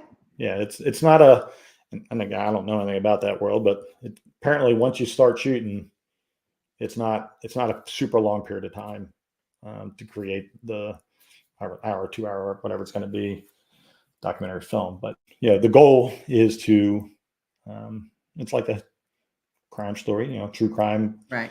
almost like a cold case, and get to the point where the ending is either we know who did it and they're in jail, or at a minimum, we know what happened to them. We know that it can only be one of these one or two potential suspects groups. Right. And at the end of the day, all I really care about is that Job's honor gets restored and that he's not ostracized because they call him a coward for killing himself in theater on a deployment. Right. And He did how has that 19.5 affected years. his family as far as Horrible. monetarily? Well, his wife didn't get his pension and didn't get his life insurance. Because he was 19 years in, not 19 20. and a half, He hadn't yep. hit the 20-year mark. Oh my gosh. And he had a 9-year-old daughter back home. And it was 3 days before Christmas. Like there was no, and he loved Christmas. Like that was his jam. That was his, to do that. Like that would take, and I don't know what kind of person would kill himself, period, or why, but to do it on the holiday that you love when you have a 9-year-old daughter who loves it too. And now Christmas is forever be Right. when my dad died and killed himself. If that were the narrative that would have been left standing without me getting involved. As far as you know, was there most time, or I guess this is just my mind kind of thinking ahead, but when you're in any kind of a position, I mean, you have one person, right? That one person that you feel comfortable talking to and maybe not giving specifics of what's going on, but you know that they're there to listen and you can tell them whatever, right? I mean, did he have somebody like that nearby in the team? So one thing I've learned is that there's not a lot of leaders in this world. There's a lot of people that are willing to take, I mean, you can pick 1,000 different examples of how people just blindly follow. Yeah. There are a lot of people that simply just accept whatever they're told and don't want to look behind the curtain. and see if anything they're saying is being true or not. They just accept it. And, I don't think there is, especially in that hyper alpha world of the Navy SEALs, where their officers are all trying to become, have an upward mobility. Right. I don't know if there's a whole lot of officers leaning on each other, sharing their soul. I do know that Job had told a few people back home that some things were going on that he was going to have to address when he got back. Didn't get into details. I know that he had a friend back that was in the community that he needed there with him. He said, "I need somebody that I can trust." Sadly, he died before that person could get over there. So he had some inklings that something wasn't, like he was leaving out little nuggets that something isn't right. Didn't get into details for what they were, but that's that. Exactly. Like I was, and that was kind of to my point, right? That. But not there, not someone in okay. So not necessarily the team, they're being while deployed, but he is having that conversation with people that things just aren't right for whatever reason. And, and again, during the investigative part of this, I'm reaching for straws. I'm talking to anyone and everybody, and I'll take any little bit of fragment of information and try to build off of that. And that's what investigators do. And, I kept going back to, so part of my life for 10 years was I owned gyms and worked with people, worked with athletes and worked with neurological neuromuscular patients. And I invented a piece of equipment that helped develop muscle faster. Oh, wow. I need that.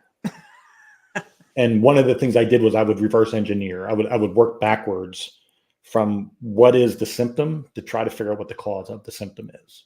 Instead of treating the cough with cough syrup, only to find out that they have lung cancer, right? So you try to figure out what's truly causing the problem.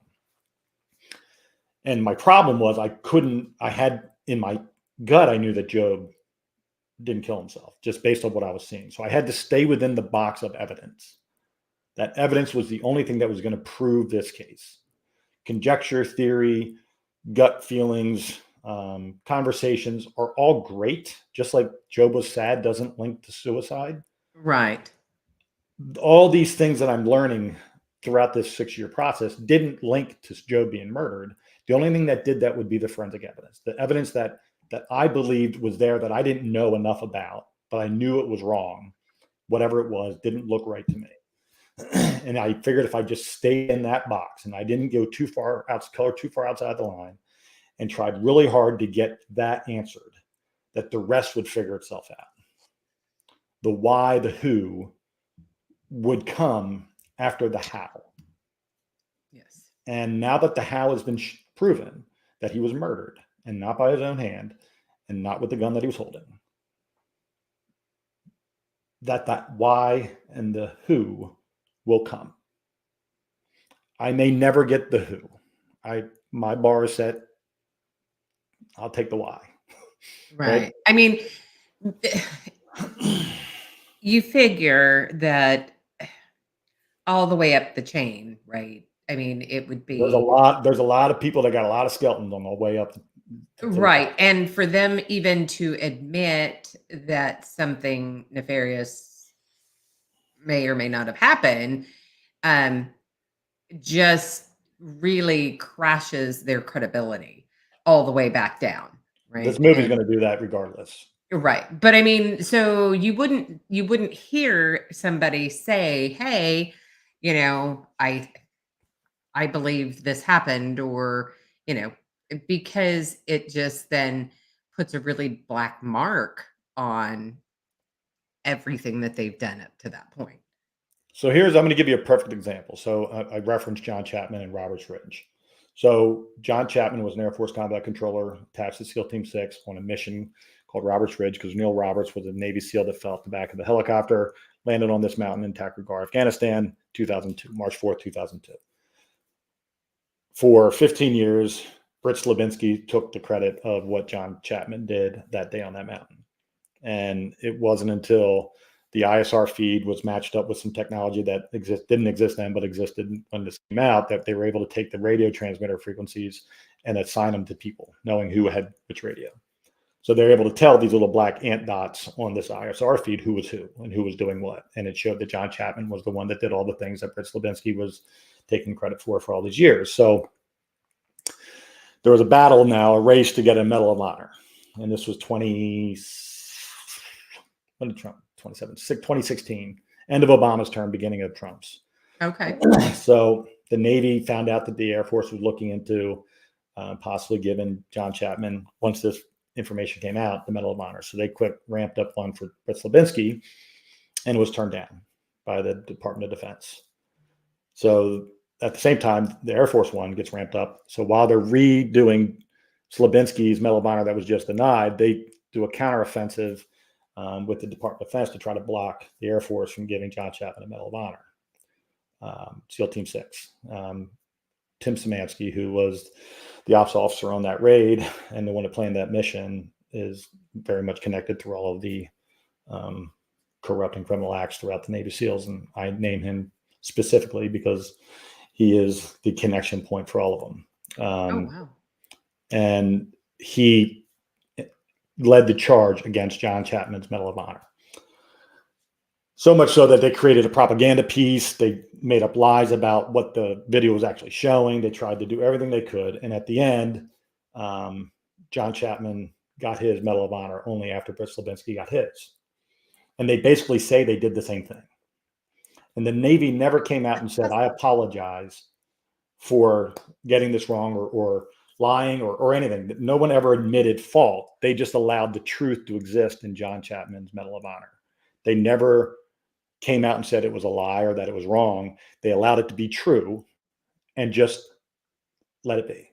And no one asked any questions. No one said, wait.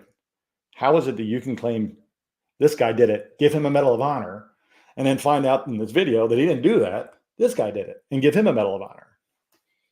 But that's the way the Navy does it, and that's the way the military does it.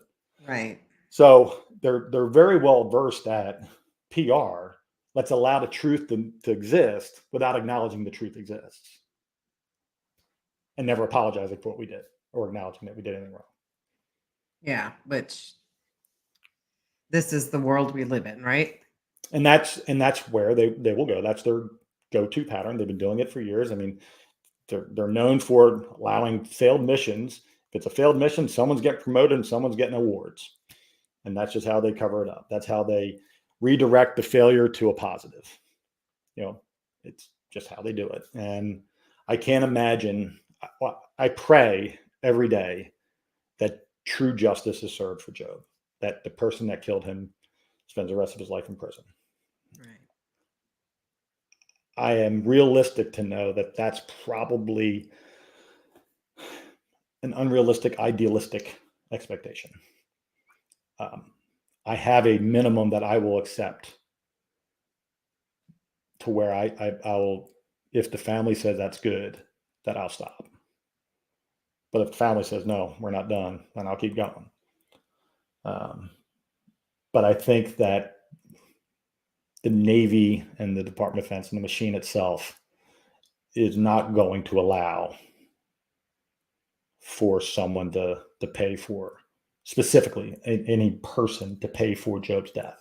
I do believe they will acknowledge that he was murdered, but I think they will say that they can't. There's not enough physical evidence from 12 years ago that still exists that they could analyze to determine whether or not it was one of their own guys or maybe some other random person with a silencer who happened to make his way into a Navy SEAL Green Mile building and murder the commander of SEAL Team 4.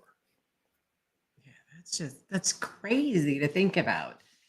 That yeah, somebody just wouldn't, I don't know. I mean, could they just walk into that building? I would imagine that'd be tough. I can't right? imagine Unless you're let in there are a multitude of answers to that question, none of which is just the lone gunman, right? There's no Lee Harvey Oswald here. Right. There is a coordinated component to this. So, and again, I don't have that answer yet, but I'm closer to that answer today than I was 6 years ago, and I'm closer to that answer today than I was 6 months ago. And I know the names of everybody there. I know who had access to what. I know who was there during the time when he was found dead. I know who was there during this 9 hours that his body was left unattended by law enforcement. I know that they went into the room after they were told not to during those 9 hours. I don't know what they put in there. I don't know what they took out of there. But I know they went in there, which means the crime scene was compromised, which means anything would be fruit of the poisonous tree. Like there's no way you could say, yes, that is evidence of the crime, because that crime scene has been tainted. And it was done intentionally.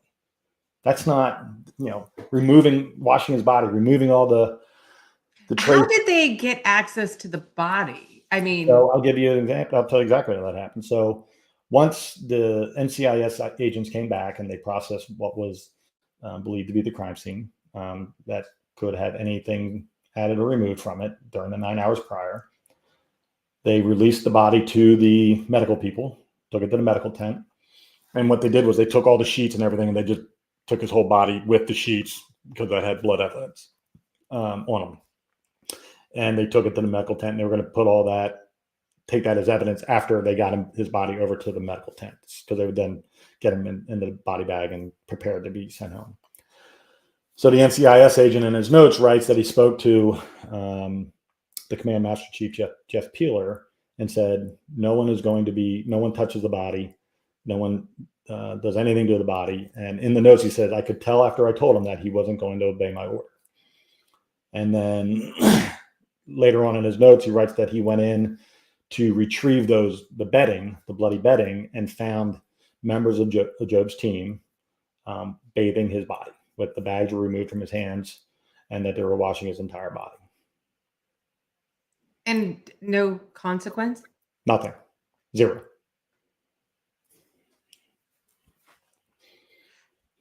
That No just awards.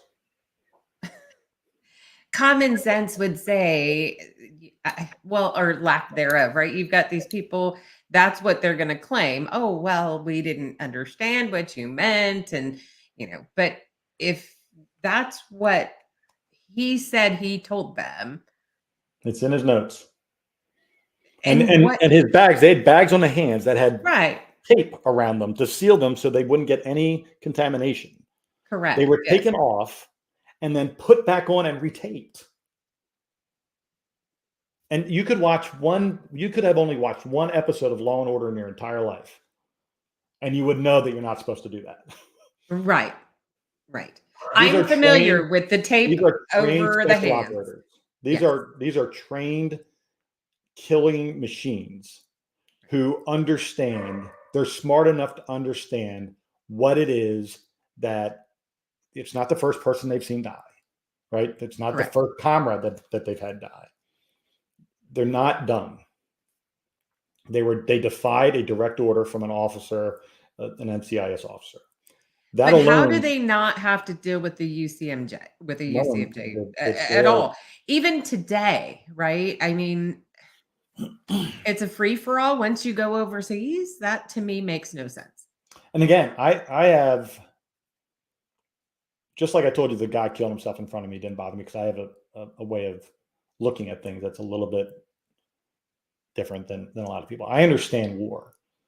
I understand that when in combat, things happen. Not everybody's a bad guy that gets killed. Mistakes happen. I get all that. I don't think you should be held accountable for doing your job and making mistakes in a second's notice in a combat environment. That's not what this is. This is a criminal act that occurred against a United States commander in the Navy SEALs by his own men, is what I am asserting. That is not in the realm of okay on any level. Right. on any way that I could even try to make this okay. That doesn't exist. You can't steal money that's taxpayer money and use it to buy drugs or diamonds or hookers. You can't do that. That's crime. You're a criminal. You're not a warrior who made a mistake during combat. You are now a member of a criminal enterprise who's doing criminal shit. And that is a different category. You don't get to be both. You can't go, I'm sorry that I killed my commander, but I just got into a battle the other day and I was feeling a little bit bad about it and I wasn't in my right mind, so I just whacked my commander. That you can't get there. That loop doesn't close. Right. And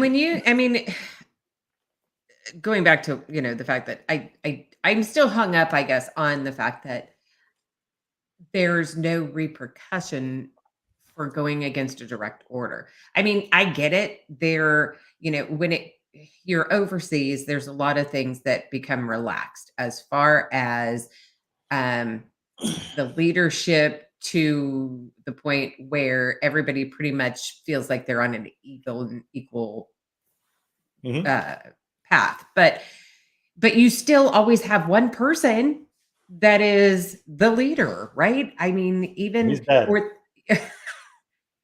Okay, but when he dies, you have somebody else, right? And this person that came in and said, "Do not touch this body." Who was he again? He was the NCIS agent. So he wasn't in the command structure, but he was an officer in the United States Navy.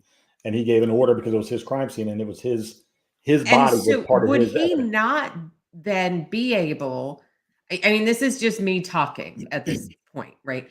To then say, look, this person, this person, this person, this person, this person, whoever they are, disobeyed and, standard procedures in an investigation, and we're trying to determine exactly what happened.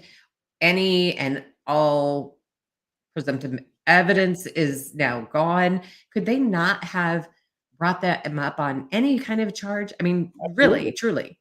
Absolutely. But and I guess this is an important part. I try not to say this because I don't like to cast aspersions on someone because I don't know specifically about this person's intentions. But the NCIS officer, the one who gave the order, was around that team a lot and had sort of a fanboy, want to be a SEAL kind of, but he wanted to be one of them.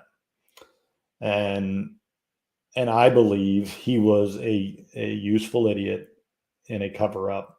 And I think he was told not to do anything as far as the disobeying of orders or anything like that. I think that came up higher than him. You I think? think, Really? oh yeah. Because otherwise, it makes no sense. Otherwise, none of it makes any sense. So there had to be someone above him to say, "Listen, just let that be." And because you have to remember they literally, this is the only time of all the nonsensical, criminal, corrupt acts that I've been involved in as far as the Navy SEALs. This is the only one that they didn't create a media counter narrative for. Like Chris Kyle had the American Sniper and Lone Survivor for Mark Luttrell, and Jocko's got Jocko stuff. He's the greatest leader ever in the history of ever, according to him. You have Eddie Gallagher. You have everybody's got a counter narrative, right? That the Navy puts out, or DoD, or in conjunction with the media, or whoever, that creates this alternative reality for what actually happened. And typically they do it to ensure that the public believes the new version, right? Job's was the only one that he was the name that shall never be spoken. His was we are not going to even acknowledge that it happened. It didn't even appear on the news. Wow. It was I've talked to SEALs and they're like, yeah, we're not allowed to talk about him. I'm like, what do you mean you're not allowed to talk about him? Like, yeah, we don't even say his name. Like they created this tight circle of shut the fuck up, that they will not discuss Job. They won't say anything about him, period. Like they won't even engage in a conversation about him. And that to me is the first, that's a break in the pattern. And you have to go, why? And the reason why is because they shit the bed so bad that they couldn't clean it all up. And there wasn't a way other than it's suicide and that's the end of it. We're not going to have any other conversation about it. If you go and say they destroyed evidence, that's going to make it look like it wasn't suicide. So you're not going to say a goddamn thing about that. You're not going to write anybody up for taking the bags off his hand or washing his body or any of that. You're not going to talk about you left a crime scene unsecured for 9 hours. You're not going to talk about any of that because he committed suicide. That's the end of it, period. And But we will now never discuss it again. The NCIS individual, how did you find out? I mean, was it in the records that said that he had been washed? Oh, it's in his written report. Yeah. Okay, so it's in his written report. So you don't need to say anything more. It's already right there, I would think, right? But it would take someone looking into it. Right. They made it so difficult for anybody to even want to look. And nobody would even know what happened. Nobody knew anything. Right. They were hoping that they could keep the family, especially his wife, happy. Listen, your husband, he killed himself, but we're going to keep you in the fold. We're going to, continue to give you all the benefits that you had as his wife, and we're going to keep everybody happy. And they didn't keep his mom and dad happy. They didn't keep his sister happy, and they just knew. And again, I have no upside. I don't get paid. I've never been paid a penny for any of this. This is all my time. I just have this burning desire to be right. And I have this burning desire to create the solution, the answer for his family that gives them the peace that they desire. Right. I know he was murdered. I can prove he was murdered. They weren't expecting that. They thought that they could just because again, it's hard to get redacted shit and put pieces together. It is. Yeah. It's a cluster, and unless you know what you're looking for, and unless you have the time and energy and patience to sift through all of the nonsensical shit that's in there, to pull out the pieces that are strings that you can pull on to find out where they go, you're not going to get anywhere. And I didn't get anywhere. I was no closer to proving this 6 months ago than I was 6 years ago. Right. I knew what I knew, like in my gut I knew, but I couldn't have proved it in court. I'm just a cop. I'm not a forensics guy. I have a limited credibility in certain venues that I would have needed to have that credibility. Had I not taken the steps that I took to use Rob O'Neill and Mark Luttrell and Jocko Willink and Chris Kyle and their names and Sean Ryan and everyone else that I've attacked them for their bullshit and attached Job's name in the back door so that his name would and story would get heard, so that whoever podcast I was on would use the clickbait with me talking shit about whoever. I would not be here having this conversation about forensic evidence being proven. So I got lucky. This wasn't Matt Cubbler being the greatest investigator on the planet. I got lucky because I saw a window of opportunity and I'm okay to swing and miss. Right. Michael Jordan says you miss 100% of the shots you don't take. Facts. So these forensic experts, did they hear the story and reach out to you, or did you go directly to them? Nope. They reached out to me and then they were vetted for who they are. And then the forensic, documentary film people had a couple that they had used on other cases that they had done documentaries on and sent it to them. And again, nobody knows anybody exists. There hasn't been any meeting of the minds or anything like that. It's still everybody just thinks they're the only examiner that's looked at it. Well, probably not after the podcast, but but they don't know who the other ones are. Right, exactly. And we got to, again, for credibility sakes, we have to keep that separate until we're moving forward with the movie and all. But they all say the same thing, like things that I would have never looked for. I didn't even know what it was to look for it, let alone look for it.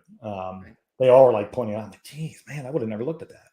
How can you tell? Oh, okay. And like they're teaching me things as we're going. I'm like, man, I would never even know. But they all are saying it. And I'm like, they can't all be idiots.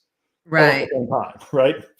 So yeah, I don't have any concern whatsoever about proving that Job was murdered. And at the end of the day, if it ended today, and the only thing that happened was the Navy acknowledged that the evidence does show that he was murdered, and they changed his death to from suicide to homicide of unknown perpetrator, whatever the term is they use. Yeah. And it just dies there. Job's family gets his daughter and wife get his pension and his life insurance policy. His father, who passed away this past April, and mother passed a couple of years ago, they get peace in heaven, knowing that the problem was solved and that their son's name was vindicated, and his sister, who is the only champion left in the family, can live the rest of her life knowing that her gut was right, and all the 12 years of ridicule and demonization was for something that means something. And for me, again, I'm not this greatest human being on the planet, but I'm doing it for the right reasons. I'm doing it because I asked. His dad, I got to know him obviously the last 6 years, and I was there a couple of weeks before he died when he was on hospice, and we spent two hours together just talking. And I'm like, man, I wish I'd have been Job's friend, like real friend, and got to know his dad. Like his dad was a great man. And I said, I just wish I'd have gotten to know you when we were younger, and I'd actually been friends with Job in that way, that I would have had a chance to meet you. And he goes, Matt, you're the best friend Job has now. And that means something to me. Right. And I'm not gonna lie, I do like to be right. I like winning. I like solving problems and proving that I wasn't wrong. And right. That you're not just making stuff up. No, I'm not this guy that's trying to see what, everybody's like, Occam's razor. And fuck you and your Occam's razor. I'm telling you what facts are, right? The Occam's razor is, I get it. I understand what that is. But listen, I didn't start this trying to find out that Job was murdered. I tried to look at this and make sure he committed suicide. That's it. And right. It never fit. And I'm thankful that I'm vindicated that what I saw truly didn't fit.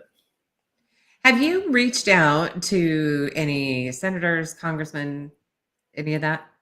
No, because we're trying to, because once you open that can of worms, then you get into the swamp, right? You get into the murkiness of politics. And, no one does anything in politics without it benefiting them.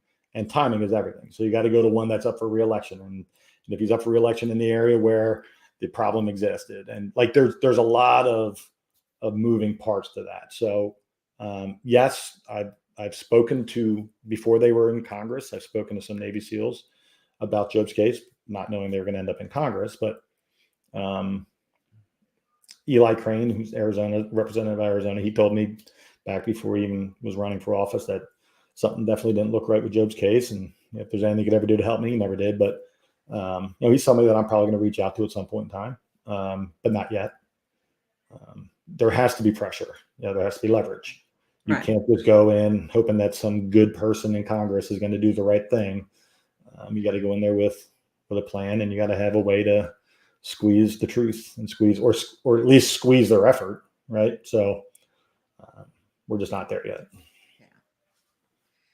So, anybody, if you have any questions that you're out there in the chats, feel free to go ahead and get those posted for Matt, and I'm sure he'll be happy to answer those.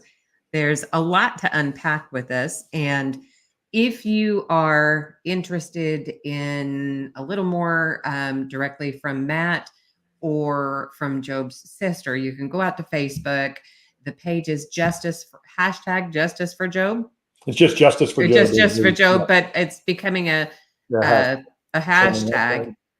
And so it's really quite interesting, just kind of learning more in depth about it and why you and I'm afraid I'm going to say her name wrong. Bronwyn, thank you. Really feel not just feel right, but what is it about that 350 page book, if you will, that says in your, without a doubt, this is why you believe it, right? So for me, just hearing the little ins and outs really does help put things in a whole different light. And I'm really looking forward to have you on again to be able to hear where you're at with your investigation, um, and also, to please make sure you keep us posted when this documentary is, set to come out, because I'll definitely put it out there on the channel. Um, Jason says, thank you, Matt, for your service. Also, thank you for what you're doing for Job's family. Thank you, Jason. And of course, Mr. Lee Deckelman. Great show, guys. Love you, Matt. Keep fighting the good fight. And Love you, Lee, I want to say thank you to you for connecting me with Matt, because obviously I would not have even known who he was, or what any of this was about. Because you're right, Matt, it's not in any mainstream media at all, or any media for that matter. It's just not. So, well, first of all, I want to thank you for having me on. I'll talk about Job anywhere, anytime, and I enjoy conversational podcasting. Again, when I did mine, that's what I enjoyed about podcasting itself. Trying to build a show, it wasn't necessarily my wheelhouse. I didn't love that, but I will say that I'm still to this day in the top 1,000 in the world in the spirituality and religion category, I think.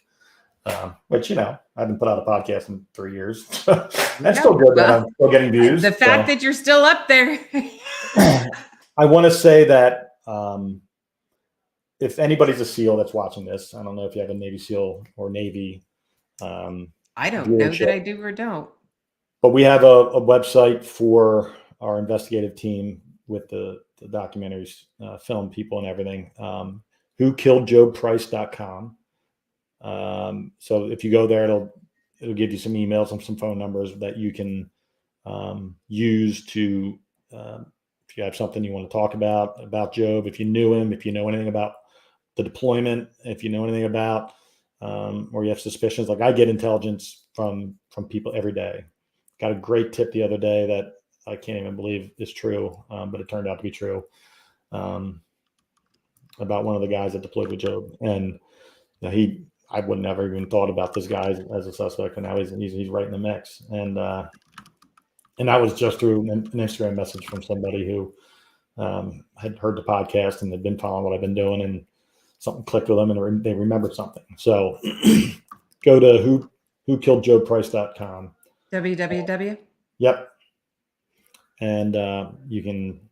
There you go. Thank you. It's just a landing page. It's not a full website, but it's got information on there for anybody that wants to report something or discuss something about Job that they feel might be pertinent to the investigation. The documentary is going to be amazing, but it's going to be one that has multiple different ways it can go. And this is for anybody was deployed with Job, and this isn't me having bravado, but I told a couple of guys that I've spoken to recently that were on his team, I said, you have a chance to either get in front of the train. You have a chance to be either on the train or in front of the train. I said, but the train's coming. And I don't believe there's going to be any reason for us to not name names. Right. And if I don't get the who, then the whole lot will be poisoned in the movie. We don't know who did it, but one of you guys did. And you guys don't want to talk. You don't want to cooperate. You don't want to help bring justice for Job. They talk about brotherhood. They talk about never leaving a man behind. Why haven't they stepped when I tell you the evidence, and then you go, yeah, that does make me question what they told me. Well, why then wouldn't you go, let's bring some brotherhood to our fallen comrade who was murdered in a war by one of his own men? Like, why wouldn't you step up and do that? And the reason is because this brotherhood isn't about the truth, it's about protecting, right? It's we're going to circle the wagons and we're not going to let anybody take us out. Sorry about Joe, but none of us are going down for it. And that's the mindset it is. And I am done trying to pretend like there's some valor involved in this. It's just simply a bunch of people that either are okay with the narrative they were told and don't want to ask any questions, even if they hear the truth, or B, are complicit in the cover up and want to make sure nobody ever hears about it. So Right. those are the only two camps there are. It's really, like I said, I mean, I'm really interested.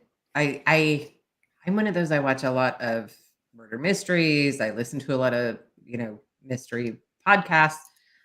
And so for me, it's interesting for multitude of reasons, and gets my mind thinking.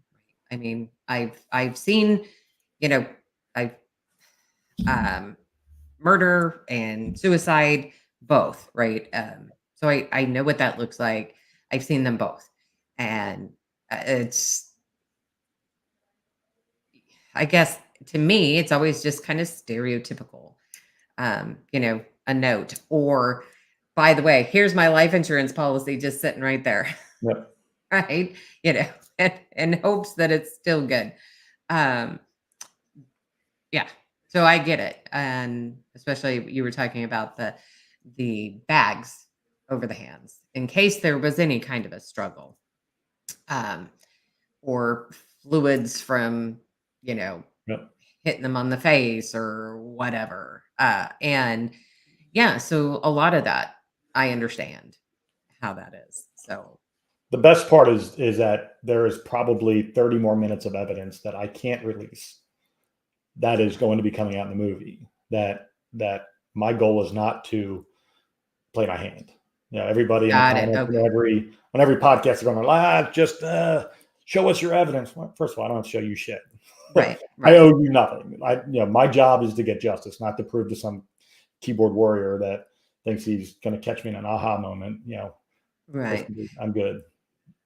The evidence. When you see the evidence, when you hear and you've ever listened to CSI or where they explain how the this and the that and how the blood goes in this direction and this blah blah, all that stuff is real. When you listen to these guys talk, you're like, well, the reason why this happened is because you can see here, here, and here that this is this and this is that. And I'm like, Jesus Christ, I didn't even think of that. Those pieces of evidence are so damning that I can't wait till this comes out and people are just like, holy shit, they killed him. Right. There's gonna be people that watch this like, I'm not 100% yet. But when they watch the movie, they're gonna be like, man, he wasn't lying. I'll be interested. You'll need to make sure to keep us updated on that. And I will. So I'm sure we're going to be in touch again in the future. And anything new, you've got my number as well. But I'm not seeing any additional questions. If you haven't already, for those who are viewing this channel for the first time and you like the content, please go ahead, share this with your friends, hit the like button, and be sure to comment after the show. I really appreciate it. And Matt, if you don't mind, if you would go ahead and stay with me till as we end the show, and we are going to go ahead and get this wrapped up. So I want to thank everybody for showing up tonight. Really do appreciate every single one of you that support myself and this channel, as well as our veterans. And again, we will see you again next Sunday, 6 p.m. Central Time.